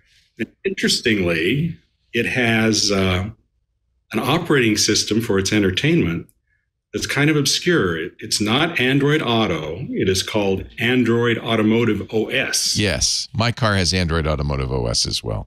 Who's the maker? It's a Polestar. Polestar, the Volvo EV brand. It's kind of a joint venture of Volvo and China, a Chinese company.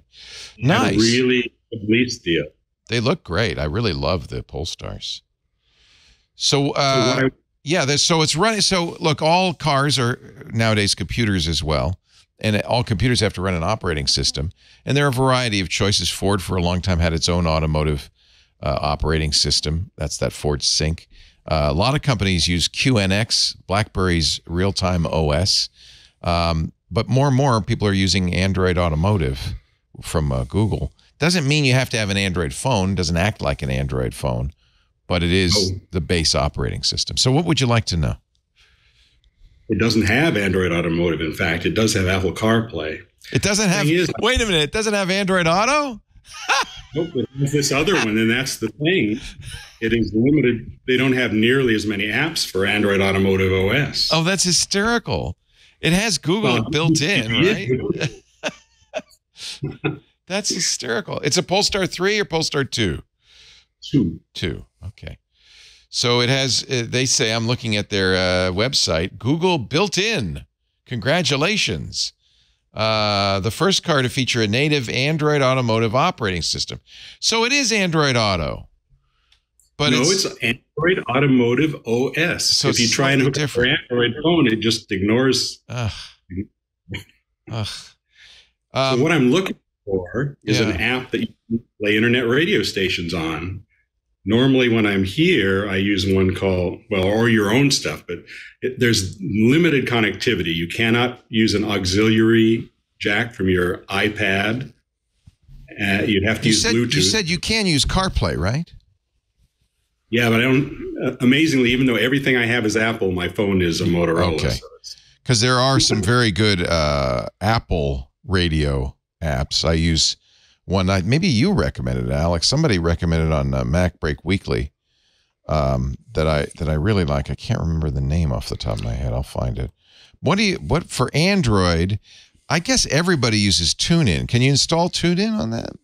I could use TuneIn. I see people complaining that TuneIn now runs ads, kind of like YouTube does over the content. They do.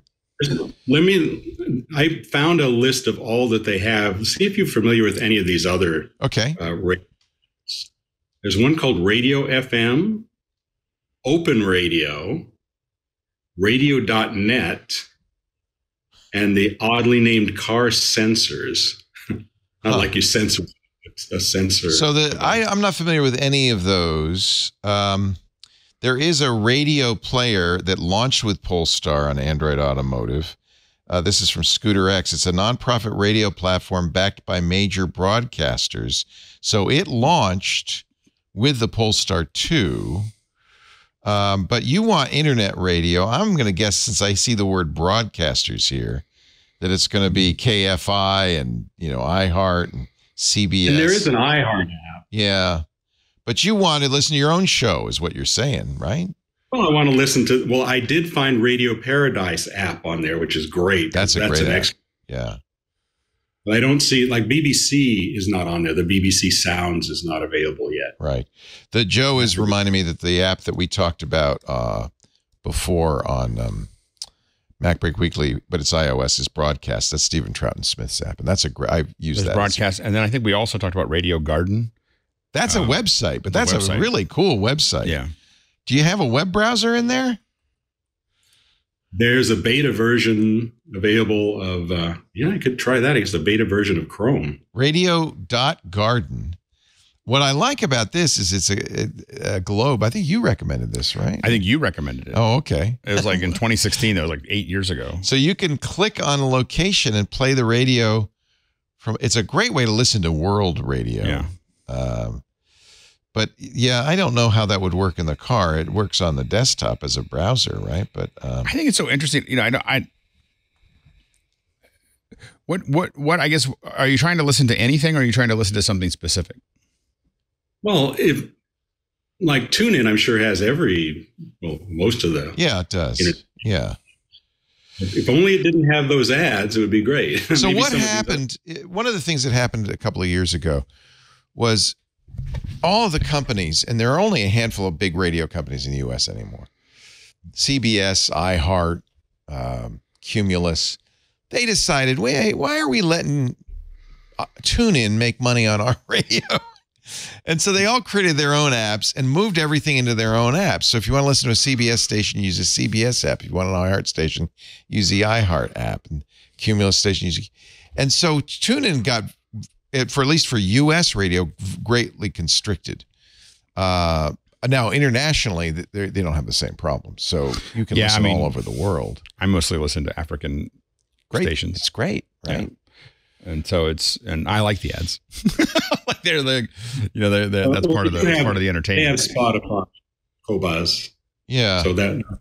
So you want to listen to public radio or college radio in the Southland mainly. Is that right? And any of these many stations. Like I'd like to listen to KCSN station. Sure. SoCalSound.org. But I guess, Radio Paradise is certainly a start. That's a very nice station. Let me see what else the Discord is recommending.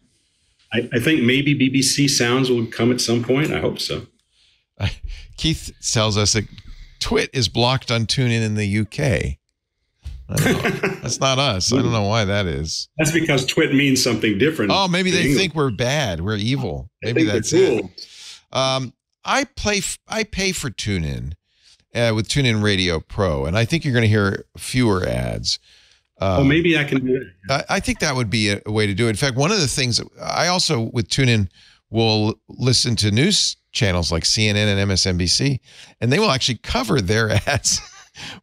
They'll play. I hear Jim Cutler come on and say, and here's some news you might have missed from earlier in the day. And they'll take a little chunk of the earlier broadcast, stick that in while the ads are playing, and then come back. And I kind of like that. I don't mind that at all. So maybe just pay for TuneIn Radio Pro to eliminate those ads.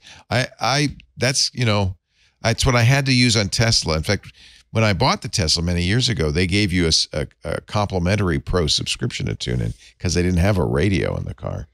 I don't know what they do these days. I think it's worth supporting TuneIn, so I don't mind paying for TuneIn Radio Pro. Here's the Polestar list. You probably were reading from that of official apps. Let me click that link and see. Oh, that's nice. So it goes through the Play Store, so you can see in the Play Store a listing of compatible apps, which is not coming up for some reason. Yeah, it didn't give me anything that wasn't compatible. I could see the selection at the moment. Let me see if anybody else is any other recommendations from our Discord. Alex, you probably listen to the radio in your car? I don't. Yeah, I have a hard time with not being able to jump around. I'm so I have very ADD. Huh? My I think as close to that I get to radio is really that I play a song, and I do it very specifically. I don't do any of the stations or anything else that Apple Music puts up, but I play a song in Apple Music, and then I just let it keep going, and I'll hear all kinds of songs like it, and because I used to be a music director, I'll listen for maybe 30 seconds and go. You're like my no kids. Hook, you can't no hook, stick. No hook.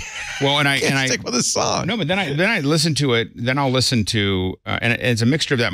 One of the biggest way that I find new music right now is that my daughter and I go out on Saturday mornings, and she plays a song, and then I play a song. So I play an old song, she plays a new song, I play an old song.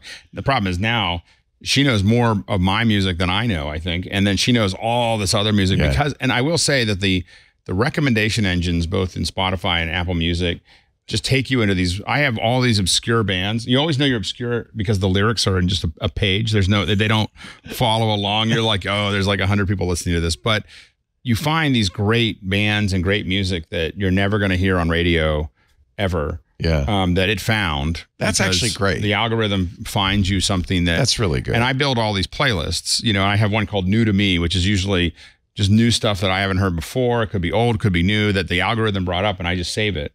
And I use the favorites very heavily, like a favorite, because otherwise I'll forget about it. And so and between my daughter and the algorithm, I'm listening to more new music now than I think I did, other than when I was a music director. I'm listening to more music that I would never hear anywhere else. And so I guess my problem is I get in my car and I plug that in, and you have your own stuff. I'm kind of in my own world. I think you're in the majority now. I think more people listen to their own music than listen. I mean, the only place that I like to listen to, the place I like to listen to music is usually international. So I listen to some Nigerian stations and I listen to some Zimbabwean stations because they just got great music, and a little bit of Ethiopia. But I'll also, we were doing a drive from Vegas, from NAB. I had so much gear we drove, and we listened to this band who's actually going to be playing up here in Petaluma, named Dengue Fever. It's a Cambodian surf rock. And we started listening to it, and then was the opening act Ebola, and yeah, exactly. So Dengue Fever, they're playing at Lagunitas at the end of July, and we just found out but we're fans of Dengue Fever, and so we started playing it, and then the next thing we knew, it went through all through Southeast Asia. The algorithm went through all through Southeast Asia and Africa and everything else, and we had like 8 hours of music we had never heard before that was amazing. So I think that there's some, now I saved some of it, and so I think that those engines now are really powerful and really useful. I play Dengue Fever often on my show. I like them. Oh, Dengue. Well, I like it's so good. I like Johnny Ebola, the Malaria 5. That's my personal favorite. You don't hear that on broadcast either. So I'm really shocked that Polestar, which is using the Android Automotive Auto system, by the way, my BMW also uses that, and allows you to use Android Auto, which is tying to your phone as well as CarPlay. But for some reason, Polestar has decided, we'll give you CarPlay, but we don't want to give you Android Auto. Certainly something they could. That's really odd. But I guess, do they have to pay?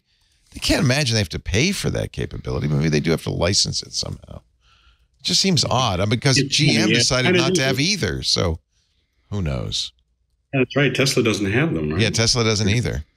So I'm sorry. That actually is something I would, before I would buy a car, I would check to make sure it's supported. Well, I'm going to check out TuneIn, and probably more apps will come in the future. Yeah. So I'm not. Yeah, I mean, it's not Android Auto, but it is Android, so some apps work. So it's interesting. Yeah. Well, the car makers are very reluctant to do what Apple wants. Apple wants to take over the whole screen, and car makers seem very reluctant to do that. On my BMW, you can have Android Auto and CarPlay, and you can even sit in those screens, but they have their own screen and they kind of want you to be on their screen. They want to keep all that information for themselves. They want to sell you the service is what they want. They don't. It's not even keeping the information. In fact, BMW used to do that. They used to charge you for CarPlay, and there was such an outrage that they said, "Oh, okay, fine, you can have CarPlay for free." Yeah, I think the problem is that it's always someone on the outside. It's kind of like AT&T was on the outside, so they made a deal with Apple. There'll be some car company that realizes they're going to get more people buying their cars because they gave Apple the whole screen. And once they have that, it becomes very hard because people will start buying the cars because it has. Right. If you give me an electric car that Apple takes over the whole screen, there's two. I would right now. I think Porsche and Alfa Romeo, or is it? There's two car companies that are doing CarPlay the Apple way. And I think that the problem is, as a handful more, what happens is once they're in every like slot of cars, every possible car, from a relatively inexpensive car to expensive sports cars, once they have a version, those verticals will sell well because Apple users will go, well, I want that, and I'm not going to buy a car. It becomes very quick to sort. Most cars are not very differentiated from each other. It's a commoditized market. There's not that much. They tell you there's a lot different between the Dodge and the Ford, but there's not really much different. They've got a driver's wheel and they've got a turn signal, and so the interface becomes really important. And so as that becomes more and more important to the user, they'll make decisions based on that, and it only takes a couple percentage points to be billions of dollars of revenue based on that, people unwilling to buy your car because they can't connect their phone, which is, for most people today, their phone is more important to them than their car. Here from Tom's Guide is the picture of Apple CarPlay taking over the whole car. It is currently Porsche and Aston Martin are the only two manufacturers that have agreed. But there'll be some others that do it. And once they do, it's a wedge, a camel's nose under the tent. I mean, I always think of the story behind Dodge when they built the new truck look, and they built that new truck look, and they showed it to a bunch of people, and it was something like 15% had to have it, 35% well, they know one way or the other, and 50% would never buy it, like never buy that truck. It looked horrible. And they said they went to the CEO and said, well, I guess we're not going to do it. He goes, well, we're absolutely going to do it. 15% have to have it, and our market size is 7. He's like, if we can double our market, on that vertical. And so the thing is, you pay attention to, what those vertical markets are. And I think that Apple is a very powerful vertical market someone's going to, and again, they're holding out, but as soon as the cracks start to happen, I think it'll be very hard for them to keep Apple out. Yeah. Hey, Patrick Delahanty in our Club TWiT Discord, he works for us, but he's also a smart guy. Possibly owns a Polestar. Says Polestar is planning to add Android Auto to Polestar 2. It's just not there yet, so it's coming. Pat, we'll listen to you Friday nights on, what is it, KCSN? What is the station again? I'm at Long Beach State, but the easiest way to get there is electrical-radio.com. Electrical-radio.com. Nice. Don't forget, if you go there, do the HD3 stream. They've got a little drop down on Long Beach State's page. If you don't do that, you'll get a hip hop jukebox. I want the DJ to choose Dengue Fever for me. Yes, you'll hear Dengue Fever. You will hear Tangerine Dream. I like Tangerine Dream. Oh, they're great. Yeah. Oh, and the Go-Go's. Those are both great. That's a really eclectic mix. Yeah, I'm 100% behind it. Those are two great bands. Here is the webpage, electric-radio, eclectic music. Ventures Play, Telstar. You might hear that too. Yeah, thank you, Leo, for putting that up. Yeah. Hey, Pat, pleasure to talk to you. Have a great. I am a subscriber to TWiT. A member of the club. You're in the club. You're in the club. It was on Jeopardy the other night. They were talking about a 50 Cent song. And they said, what's the name of the song? And somebody said, Da Club. And he didn't get it right because it was in the club. So get it right. You're in the club. Or you can call it the club. Thank you, Pat. Right. Take care. Thanks, Pat. If you're not in the club, let me explain what you're missing. So we started to see this across the board. It's not just our podcasts and our network, but in general, podcasts and podcast networks and even public radio are seeing listenerships shrink because there's so many choices. But we're also seeing advertisers shy away from the platform. I think they're turning to people like Marquez Brownlee, to influencers. The Joe Rogans of the world aren't hurting, but it does mean that we have less revenue. And it's an expensive operation here. I'm sorry to say, because we built this TV studio and we have all these staffers and so forth. We've cut back and we've done everything we can to bring our expenses down. But really, there's really only one way forward, in my opinion, and that is your listeners, and your support. You do it by joining Club TWiT. It's $7 a month. We're not asking much.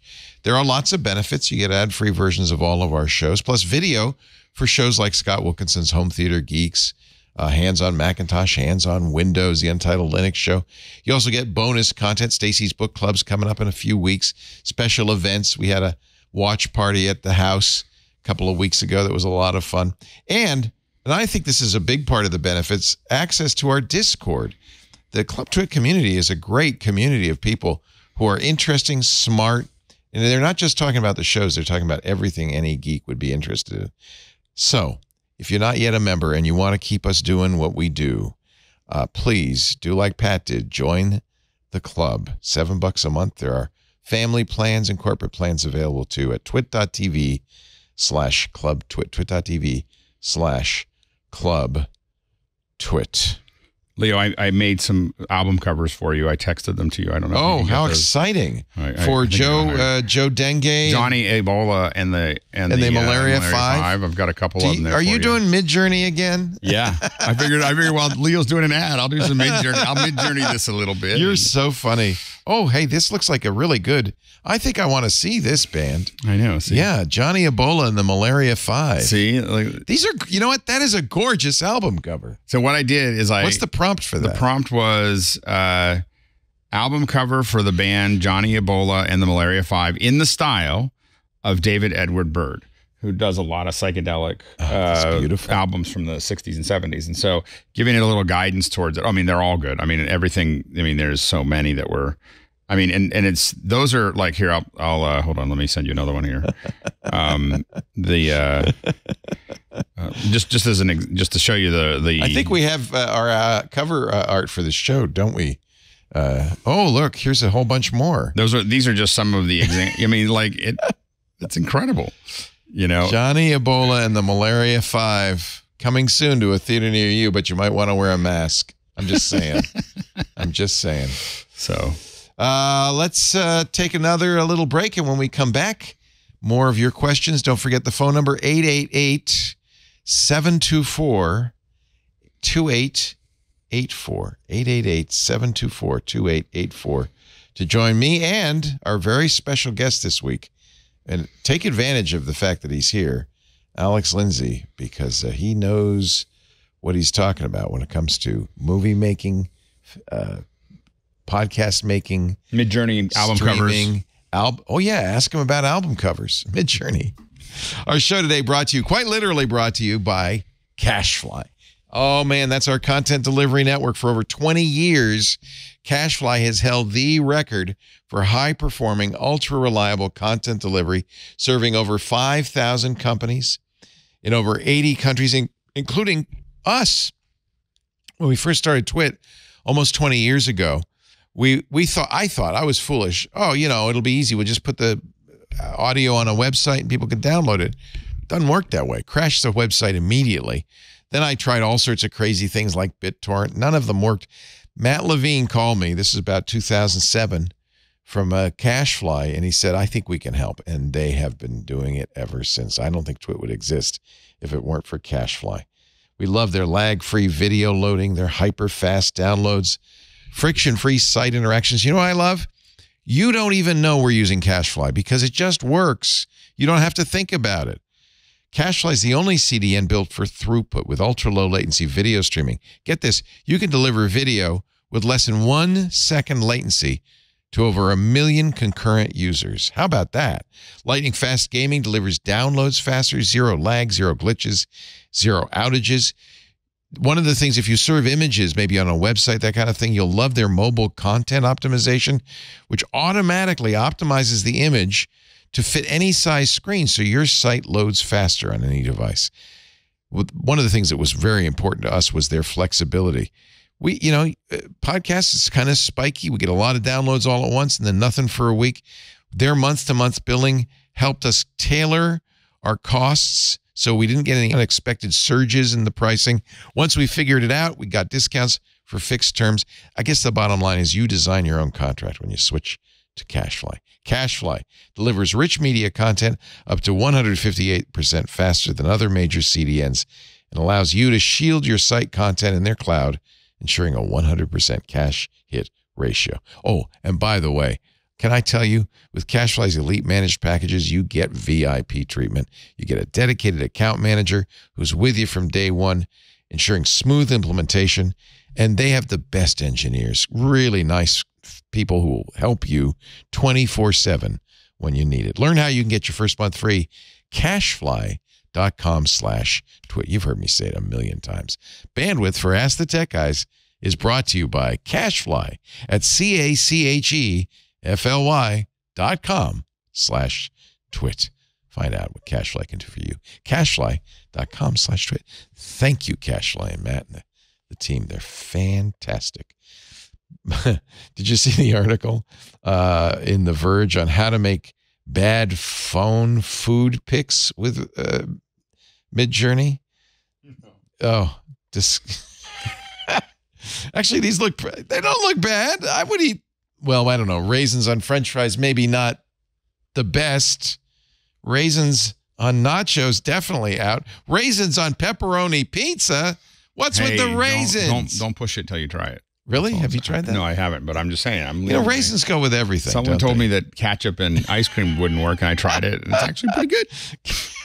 and the big thing is, like, most people in the United States will shudder at mayonnaise with their French fries, but once you get used to mayonnaise with your French fries, it's over. By the way, I bought a bottle of that Kewpie mayonnaise that you recommended. What'd you think? It's pretty good. It's good. It's only I make my own mayonnaise. That's the issue. I make my own mayonnaise, okay, and that's better because it's fresh. Yeah. I put a little garlic in there. That's true. You can put any flavor you want. But if you need it in a bottle, if you want to squirt mayonnaise, Kewpie for sure. Let's go to the barbecue. There's a picture of it. You put it on barbecue? I put it on my well, when we probably put the good with sausage. French fries, actually. It's with French fries. It's amazing. That's that's the actual what I use it for. I'm the only person in the house that eats mayonnaise, so it's my personal bottle of Kewpie. All right, 888-724-2884 or call.twit.tv if you want to be on the Zoom. Mr. Ashley, should I go back to the email? Should we listen to a voicemail? Or it's 2 minutes before 1, so you know. Oh, let me do a quick email, and then we're going to say hi to the birthday boy. Okay, all right. One quick email, and then it's going to be birthday boy time. This is an iPad question. I wish Micah were here. He's our iPad king, host of iOS Today. From Eric, good afternoon, Micah and Leo. What's the best iPad for drawing? My son wants to draw. He likes manga characters. We told the iPad Air is the best for that. Is that correct? Also, what pencil is the best? Now, it's all changed because Apple just announced the Pencil 3, which I think is better for drawing because it has it. You can turn it. You get textures. But he needs to get an iPad Pro for that, or will it work with the Air? So you asked for best, not best for the best price. So best is the iPad Pro right now with the new pencil. That's going to be for drawing. That's going to be the best one. And Procreate, is that what you recommend as the Procreate? App? There's if he's learning manga, there is Shadow. I believe it's Shadow Draw, which is something we talked about on MacBreak a long time ago. And what it does is it has tons of lessons that will show you how to draw. Yeah, it's called Shadow Draw. Oh, neat. And so it has tons of lessons, and manga is one of the ones that they have, if I remember correctly, have a lot of lessons around. ShadowDrawApp.com. Yeah, and it is, and so what it does is you can follow along, and it will show you how to draw it. And I believe that manga is one of the ones that they focused on. And so you have a lot of lessons for different styles. lessons. And so it draws for you, then you draw behind it, and you learn the techniques. Oh, yeah, I remember you talking about that. Yeah, so you may want to look at that one but as far as doing artwork, the Procreate is the gold standard on the iPad right now of drawing. It's expensive. You probably could get the 11-inch. You don't need the 12.9, right? You could get the smaller one as long as it supports the new Pencil 3. And then that's only the iPad, the new iPad Pros. Another really fun one for drawing is called the Feather 3D, and it is, I believe, free. It's still in beta. But it's, not wide beta. But I believe it's still free. It's called Feather 3D. You can draw in 3D. So, so you can literally draw on one side and then you rotate it a little bit and keep on drawing, and you can draw 3D objects with it. Oh, that's another one that's really Here's cool. good news. The Air does support the Pencil Pro. Oh, well, there you go. So there you go. You're going to save some money. The screen is not OLED. It's an LCD screen, LED backlit, mini LED backlit. So it's a pretty good screen, but it's going to save you a lot of money. Yeah. So the Air is good, and get the Pencil Pro, the latest pencil. Yeah, it's just being able to use the Pencil Pro. That's the big thing. Yeah. Because it has that twist and turn, and it has erasing, it has a little vibration thing. I have to admit that I have 2 older iPad Pros, and I definitely don't use them hard enough to make it worth having the Pros, other than the pencil. Expensive. So they're expensive, and I don't know if I'm using them to their full capacity. I think that the Air would be great. Get the Air. Great for that. And the Air is much more affordably priced. LA Eric, thank you for the question. Now, wait a minute. Before we bring him on, I got to distribute the special gear because the birthday boy is coming on. It makes me look bald. That's not a good look. Okay. Johnny Jet. Join us, Johnny. Happy birthday to you. Very kind. Happy birthday to you. I don't want to pay any money to a Time Warner or nothing. You don't have to pay it. It's free now. Everybody's seeing it. Oh, good. Yes. Johnny Jet's our travel guru, johnnyjet.com. Yesterday was your birthday. 2 days ago, I think. 2 days. Oh, we missed it. Okay. May 31st. Did you celebrate? Of course. I have 2 little kids, man. We woke up, and the tradition in our family is that we have cake for breakfast. Nice. For everyone's birthday. I think because they have school, and usually, anyway, wake up. What's your cake? What kind of cake do you like? Well, my wife made me an ice cream cake. Ooh, yum, yum, yum. My wife's an amazing baker. And, yeah, it was too good. So happy birthday, John. Thank you. I appreciate it. Yeah. What's new in the jet world? Well, I missed going on last month because I was at a convention. And when I was at the convention, I had a question for you. Before you ask the question, I got to point out that the Memorial Day weekend was the most traveled, busiest weekend of all time. Yes. According to the TSA. Definitely. Huge numbers. Almost 3 million. We never passed 3 million. Wow. I didn't even leave my house. Yeah. I was like, I'm staying in. Yeah. That's the time to stay home. I usually do. I usually always go to Connecticut, to where I grew up. Yeah. And I did not this year because we're going on away on a big trip coming up, and it was just too much. Do you want to tell us where you're going? I'm going to Europe. Exciting. Everybody's going to Europe. It's a great place to go. I think it'll be full of people this summer. Oh, I was there last summer. It was crazy, especially in Italy. I had a difficult time finding a taxi at times. Wow. And you got to, when you're in Europe, you got to plan in advance. Actually, one of my tips this past couple of weeks was, if you're going to go on excursions, book them now, not just cruise excursions, but any kind of sightseeing tour, whatever you want to do. If you want to get tickets to some kind of attraction, you make sure you do it in advance, because my kids last year wanted to see the Leaning Tower of Pisa, and we were on a cruise ship. And I was like, you know what? We'll just get a taxi. We couldn't get a taxi. We couldn't get a bus. We couldn't get a limo service. It was a zoo, and we did not get to go. Oh, that's frustrating. Yeah.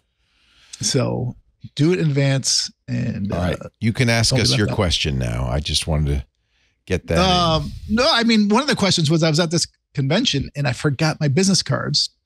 And, and one guy just whips out his phone, and he had whip out you have your iPhone with you? We're going to show you this super cool thing. I've done the tap before. So is it safe though? Yeah, it's safe.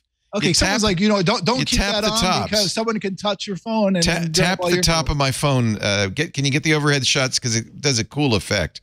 Get the overhead shot on my phone, and then Alex, give me your phone so I can tap the top. Watch this. This is really whip. And look, I just sent my contact to Alex, and Alex just sent his contact to me. Isn't that awesome? That's awesome. Isn't that great? Do they have to have an iPhone or can they have an Android? Yeah, they have to have an iPhone. In fact, they have to have a late model iPhone. Yeah, I think it's iOS 17, right? Yeah. It's part of the iOS, I think.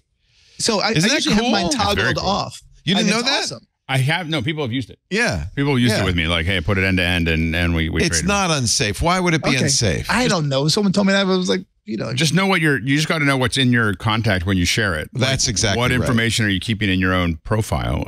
Right. So, but if you keep the information that you want, I have to admit that I don't do it very often because I don't really share my number very often. Leo already has my number, so he doesn't need it. Right. But I don't share. Like I usually he doesn't want you to call him. An email. Like I give cards out with emails, and if I want to give someone my phone number, I write it down on the back. Me too. Same thing. Yeah, because I don't give addresses, or I just give like all you need is an email. Now I have a QR code on the back of my card that you can just point your phone at and grab stuff. Like I do that. That's another way to do it with a little QR code. Yeah, but that I think is less secure in a way because you don't. If someone else is giving you one. Anybody can see the QR code. The thing, right? it lets them go to my site. So look at this. So you go into contacts and you set up your card, right?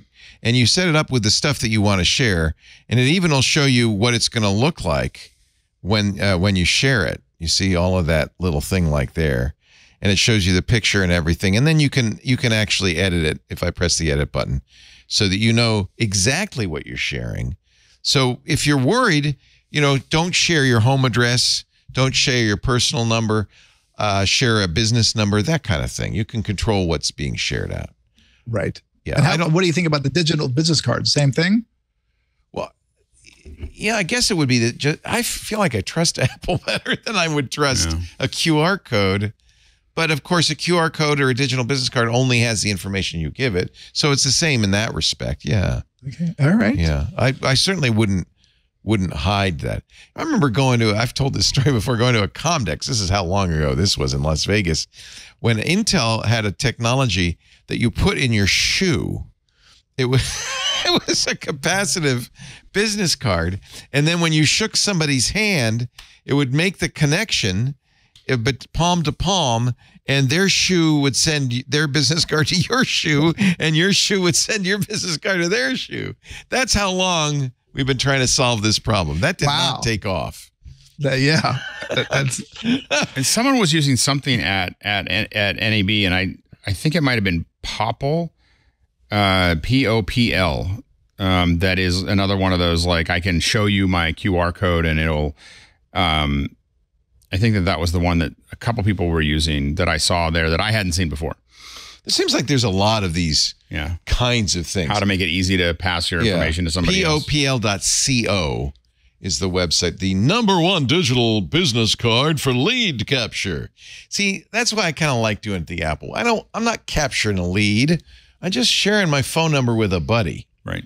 But at one of these shows, a lot of times you're trying to, there's a friction. Like I always, I scan a lot of cards, and the one thing I learned when you scan a lot of cards, got to stop. That's terrible. The one thing with the cards is that I've gotten very touchy about, like, because I scan cards, I make cards a very specific way, which is very clear text, black over white. Yes. Like, it doesn't matter what it looks like. Like, people send me a black card with dark gray on top of it because it looks cool, and I'm like, well, yeah, but I can't scan it. Like the chances of me getting this, I'm not going to, like, I look at that kind of card and I go, oh, I'm going to have to type information in. I don't want to do that. Yeah. That's why I like touching the tops like that. It's a cool effect. Everybody likes it. It shares your picture, too, and that picture gets populated in contacts, which I like. Just to me, that's a very simple, easy way to do it. By the way, that's the same way you can also airdrop files to somebody. So it's not unusual that I'll take a picture with somebody. We happened the other day, Lisa and I were at a restaurant, the cutest baby. Lisa took a picture, and then she told the mom, would you like the picture? Because it was a great picture. And she says, you have an iPhone? She says, yes, but they just... And it airdrops over to her at full quality. And it's really good. By the way, it's great to do that when you're all sitting in the same place. One of the things that that happens is, like, I shot video. My daughter's in a band, and so I shot all her stuff. But of course, everybody else in the band wants it. Yeah. When they're all there, give it to them, because texting it takes a long time. Yeah, and it lowers the quality too, especially if they're on Android. It really ruins it. So no, Johnny, I think that's safe and secure, and you go ahead and do it. Well, speaking of sharing information, one of my stories I wrote a story yesterday that's gone viral. Newsbreak picked it up, MSN. a Kentucky family is out of $15,000 because she accidentally posted their itinerary. Oh, I saw this on Facebook, their Carnival cruise. It wasn't just her itinerary, wasn't it? The ticket number? The confirmation code was in the itinerary. Yeah. And she was excited to share it. And then someone supposedly from British Columbia got a hold of it, created a new account. I guess, I don't know if they were going to try and take the whole cabin and everything, but 2 days before, either they got scared or they just canceled it just out of spite. So they canceled her trip. She arrives at the boat and they say, no, you canceled. Fortunately, she didn't arrive she actually went to the boat but she already knew because 2 days before one of her excursions was canceled. So she called to find out why the excursion was canceled. They're like, well, your cruise was canceled. They're like, she's like, what are you talking about? We're all here. And that's the worst. Anyway, your worst nightmare. So I mean, her video is so long, you don't even want to watch it. Did she get the trip or no? She's out 15 grand. It's a whole saga. I think she spent $10,000 on the cruise, $2,000 for flights, $2,000 on excursions. And well, now Carnival's got to give it back to her. But someone else booked that suite that she had. So they gave her a Carnival wouldn't give her the money. Crappy little back room. They offered her 2 interior rooms, and she's like, no. And then they offered her credit, and she didn't want the credit either, which I thought was generous of them. Yeah, I was like, I would have taken the credit. It's like, yeah, you can't cancel a cruise last minute, right? Unless you have travel insurance or you have some kind of deal. But she was trying to rebook for another cruise. They're like, we're sold out. Another thing about travel, Europe's crazy, but travel in general and cruises. I just booked a cruise for 2 Christmases from now because all the ones for this Christmas are sold out. Yeah, all the good ones. Yeah. I can't plan that far. I usually don't either.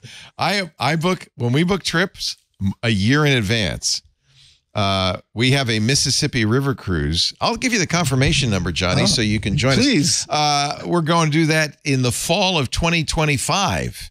I book these things way in advance. Yeah, you do. Sometimes I regret it, but that's the way you get the room you want and you get it ahead of time. Exactly.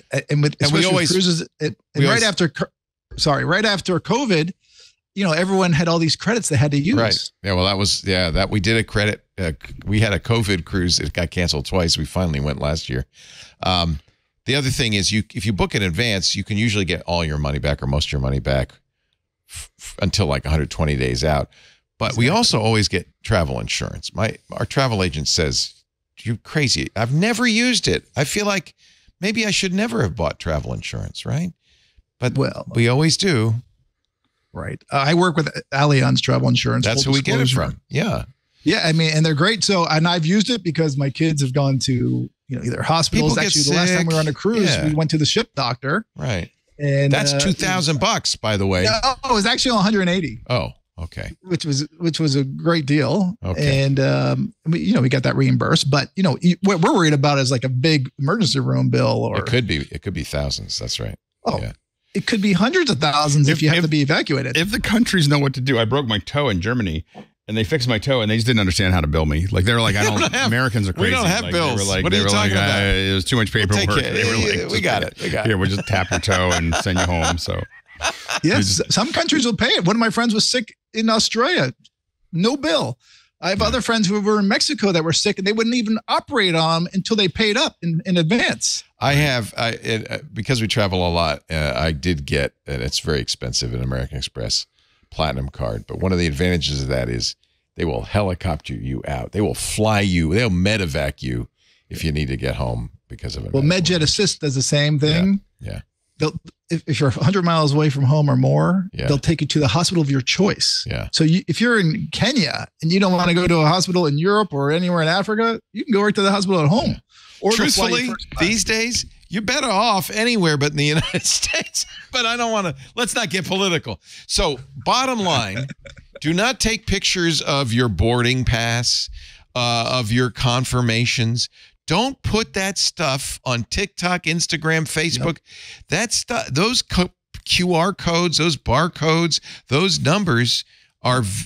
In fact, you even say tear up your boarding pass when you get off the plane. Don't leave it in the seat pocket. Just don't leave it in the seat. But I actually keep mine because I I'm a hoarder, and I like to have I have every one of my boarding passes ever. I wanted to make a wallpaper one day. Oh, interesting. That's a good idea. And I keep my kids so they know where they went. Yeah. I have a little special box for them. But those things have a lot of information on those boarding passes. They do. And actually, one of my friends posted Air France boarding pass because it was really cool. He had 2 flights on there. It showed the connecting flight on the one. It was one boarding pass for 2 flights, which, he was like, look at this. But anyway, he had his confirmation number on there. So before I told him I wanted to make sure, I just logged on to Air France, put in his confirmation, his last name, boom. I had everything. I could have canceled his flight easily. See, don't do that. And so then I told him right away, I said, listen, you got to take that down. And he did. But don't show that stuff. It's kind of show-offy anyway. I mean, people are excited they got upgraded or they're going away on a nice trip. I mean, I can't blame them, but it's best not even tell anyone that you're going away. You tell them after because you don't want people to know that you're not home so they rob your house. That's right. We're back. Yeah, exactly. Johnny Jet is a travel guru. I love your wife's article on johnnyjet.com. Has Natalie been writing for you? That's great. She writes a lot. She's, we met on a press trip. And I finally got her to quit her magazine job in Canada and move in, huh? Don't leave home without the summer's hottest travel gadget. It's AirTags. I mean, AirTags, the last 2 years, everyone's using I have them in my luggage. I have them everywhere. In my wallet. I have so many AirTags, and I open them up, and they're just like, well, you got 6 of them in LA, and there's 4 of them in San Rafael, and then there's 4 at your house. That's the only problem. You gotta kind of train them not to notify you every time you go anywhere. Yeah. As soon as I drive away from the house, I get 5 notifications saying you just left your thing behind. I know I did. But I'll be back. I didn't leave them. They left me. No, I have. When Father Robert was at CES this year, he brought me back a AirTag for the wallet, it's a third party, but it supports Apple's AirTag. I guess that's an API or something. I was going to show you if I. Is it like a credit card? Or? Yeah, it's a credit card. So it fits in your Costanza, and it looks cool too. It's just like that, and it got a little AirTag. Get it close up. I can't see it. Well, I can't because if I give you a close. Oh yeah, gotcha. Go ahead. Let me put my thumb. So one of the things it has under my thumb is a QR code. It's also got a QR code you could use as a business card. So getting right full circle right around to the back of that. Isn't that cool? And it's pretty thin. How much is that? I don't know. Oh. Father Robert gave it to me. I don't even know the name of it. What does it say on there? I can't even read it. Something square. So I'll find out and I'll get you a link to it. But it's kind of a neat idea. So definitely. I find mine in everything. Everything. And speaking of your wallet, you should either scan every credit card that's in there, fronts and backs. So just in case, God forbid, you lose it or get stolen while you're away, you can access it, put it either on a remote server where you can, with secure, or photocopy it and put it in a different place. Last week I got a box from Apple. I thought, what did I get a box from Apple for? How exciting. I haven't ordered anything. Maybe they're just going to send me something for free. No, it was a beautiful box that contained a brand new titanium Apple Card. In fact, it also had a return envelope to recycle the old Apple Card. They don't mess around. Lisa said, how come you get that? I said, well, don't you have a card? She said, no. I guess not everybody who gets an Apple Card gets a physical. Well, I don't have an Apple Card. I don't have one. Maybe I'm just lucky. It doesn't have a number on it. It just has my name on it. That's all. And you can change it regularly. Yeah. Isn't that funny? And it's made of titanium. So I wish it were an AirTag too. They missed a bet on that one. They should have made an AirTag. Man, I would love that, to have an AirTag in it so that whatever's in. I do lose my. You leave your wallet behind? Yeah. Tell the story about where you lost your car.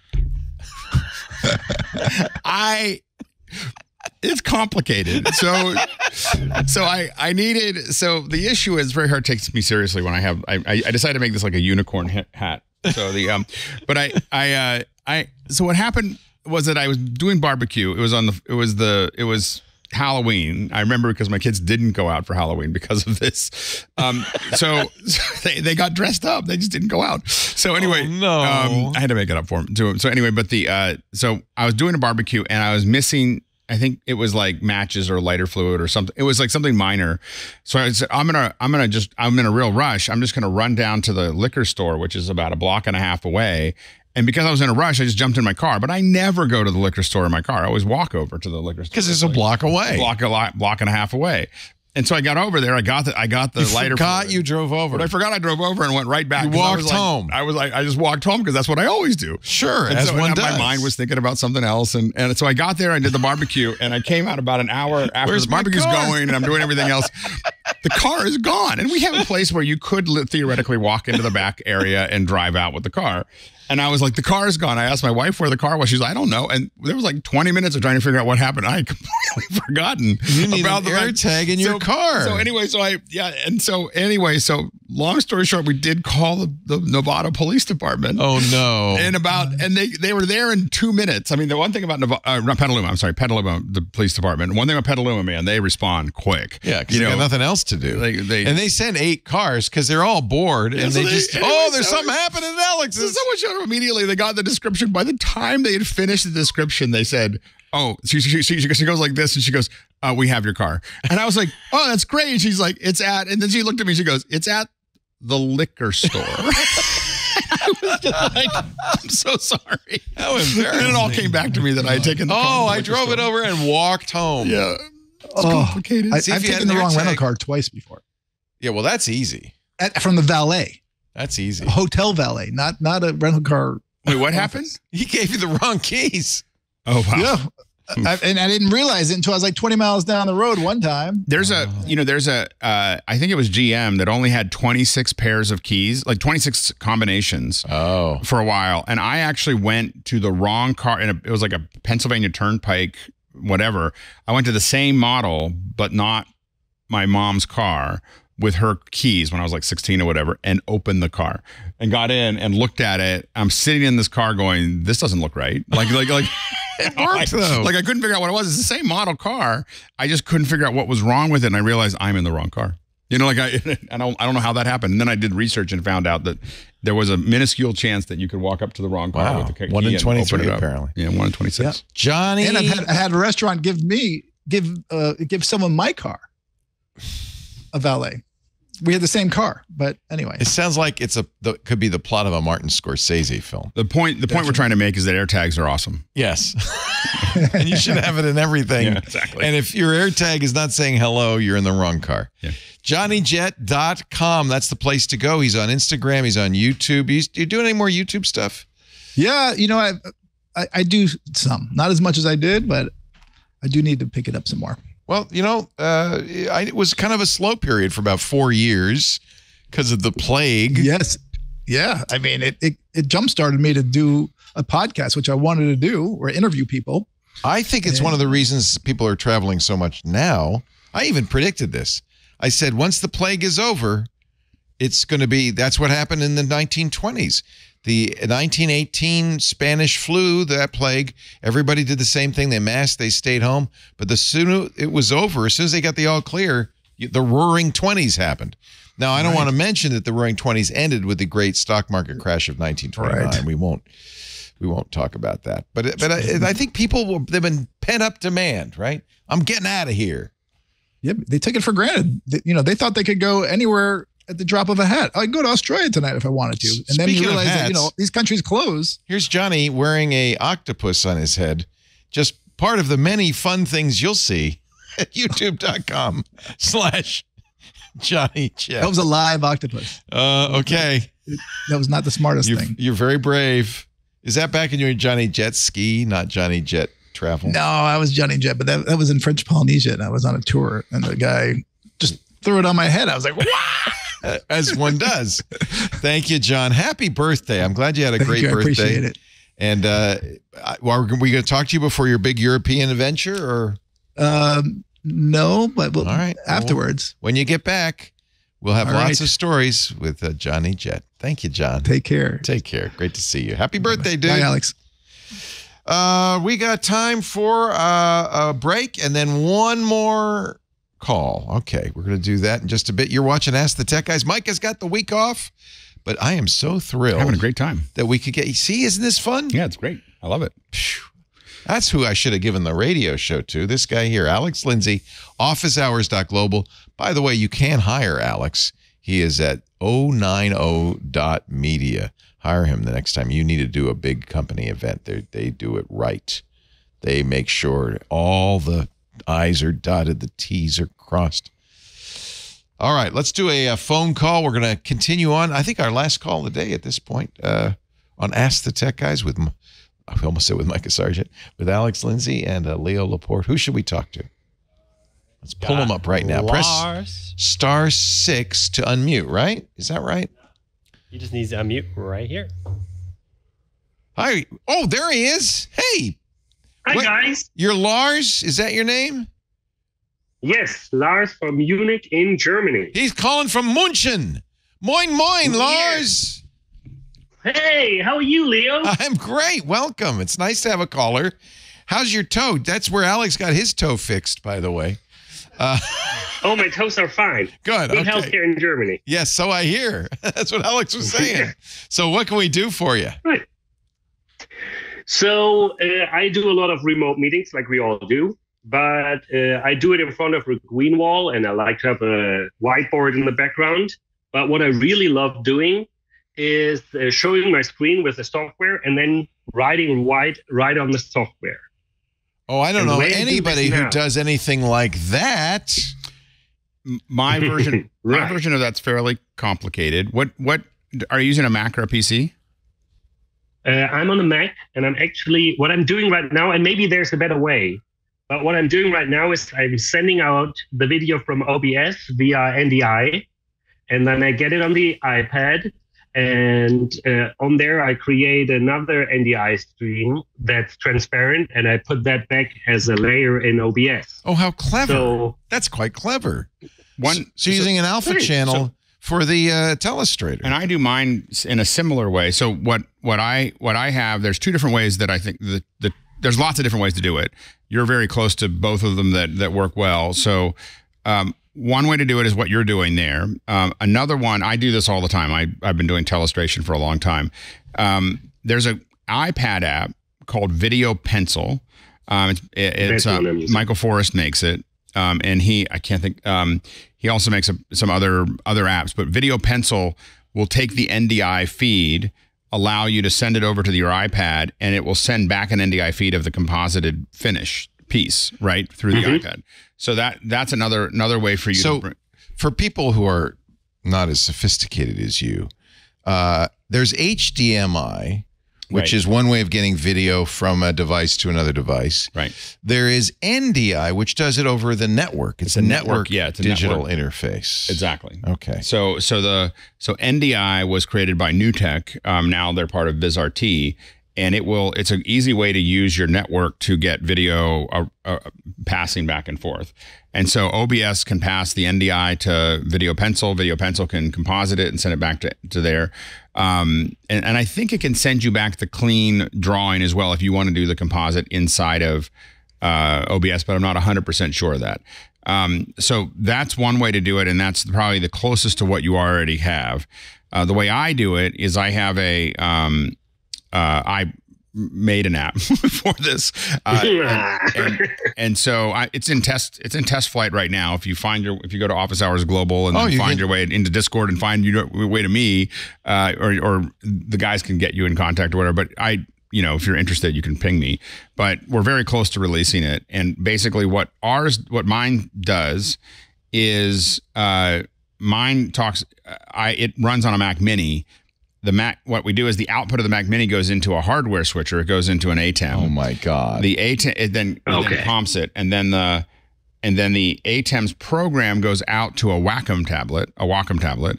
And so I'm on a Wacom tablet that's there. And the nice thing about that is I can draw over everything that I'm working on. I'm trying to find anything that's a video source. I can draw on top of it from Office Hours where you're actually using your telestrator. I do use it pretty often, but anyway. Yeah. So that's my round trip. It does require a Mac Mini do it. M1 or better Mac Mini. It looks to do the so drawing. good, and it's so smooth. And the big thing is that what I did is I put a bunch of keystrokes to it. So there's no interface. It's all keystrokes, and I use a Stream Deck. So I've got a Stream Deck 32, like the XL or whatever, down the side, and then I just tap on. I have presets for thickness and color and all kinds of other stuff, so I can sit there and draw it while I'm talking. And so that way I can switch colors very, very fast. The whole thing for me is that I have to be able to do it very quickly, because I'm talking and drawing and everything else. And so that's the one that I have. I guess we're hopefully about a month out from actually really finally, after all these years. I wrote a really bad version of it, I don't know, 10 years ago, and then had a friend of mine write a better version, and then got a real he was a real programmer, but he only had a weekend. Then I had a great programmer in Mexico City write an incredible version of it, and we've been working on it for about the last year. And we've been it'll run, hopefully, if everything goes well, on the iPad and the Mac, and we're pretty close to releasing it. So with this app, I'd run it on the iPad. And I would have, what would I see on the iPad? Nothing, or would I see the video on Video Pencil? You'd see the video. On mine, it's not on an iPad yet. Okay. It's on the Mac OS. And what you see, if you do it the way I do it, which is going through a switcher and everything else, you just see what you're drawing. So on the that's actually nice. So it's you can see all connected. direct. You should be able to see some of that, and you should see that in Video Pencil as well. I think that for your workflow, what you have already, Video Pencil is a very small jump for you. Actually, I'm using Video Pencil already. There you go. For the NDI stuff. And what I love about it is, like, I can see everything I have on my screen. And when I want to showcase the software or something, I can really draw on the software itself.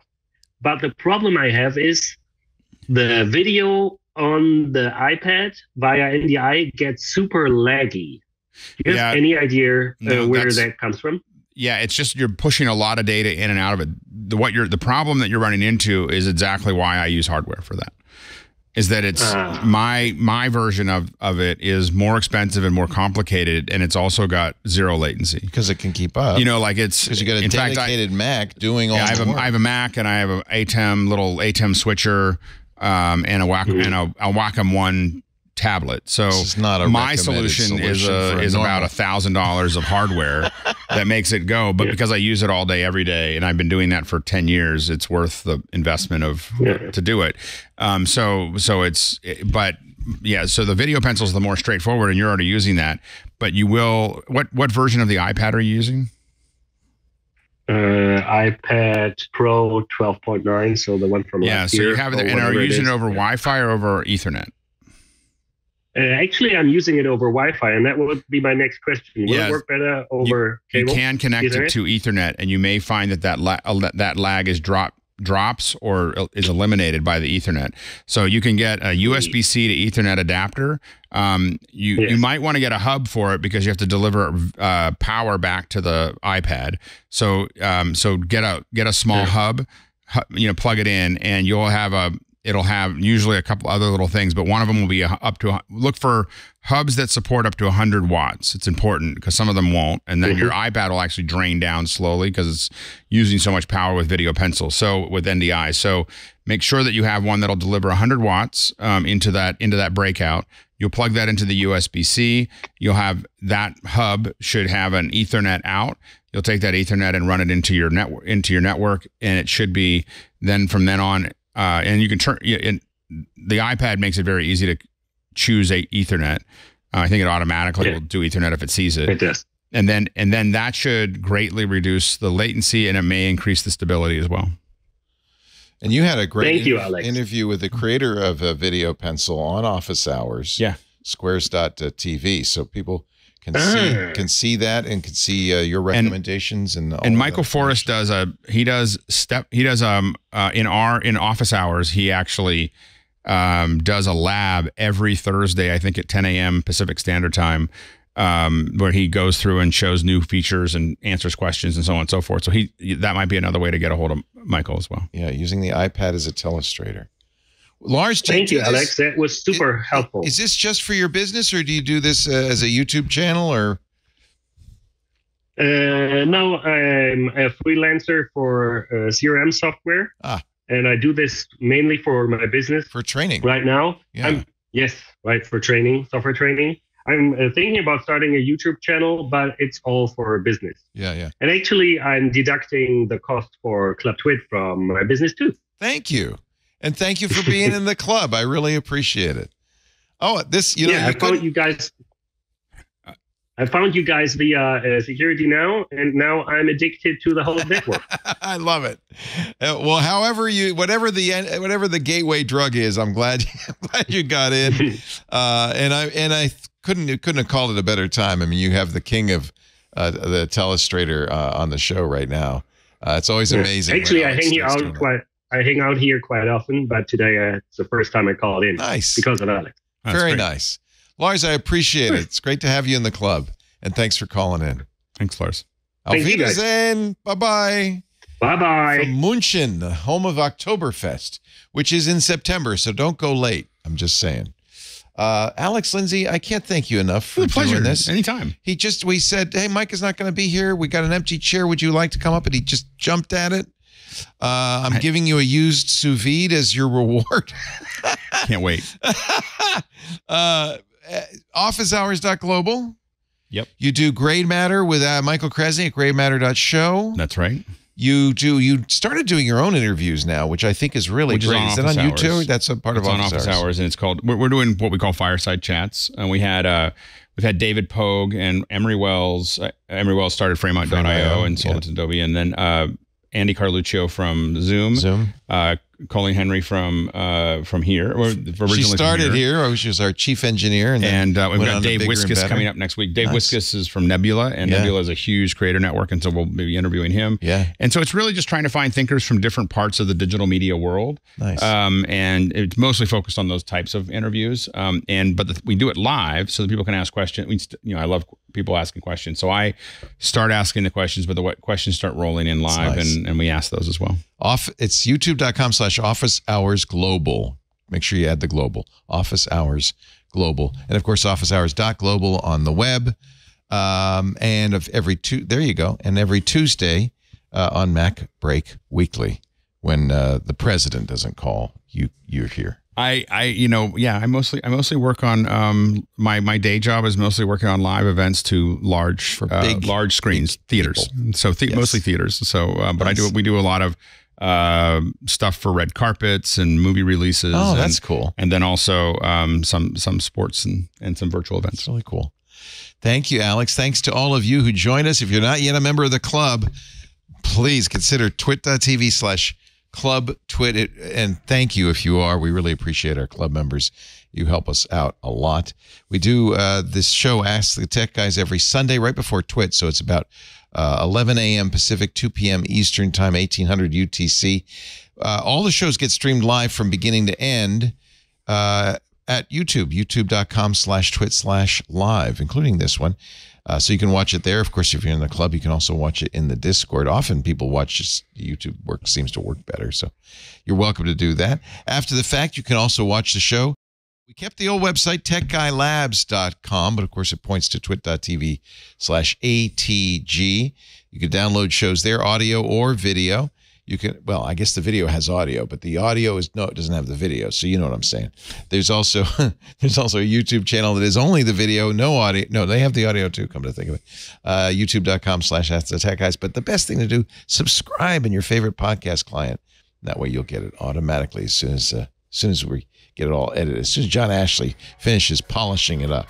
Thank you, John Ashley, our producer, studio manager, Jammer B, John Slanina, Burke McQuinn, the guy with the hammer. Thank you to Alex Lindsay for being here. Mike will be back next week. I'm Leo Laporte saying have a great Geek Week. Bye-bye.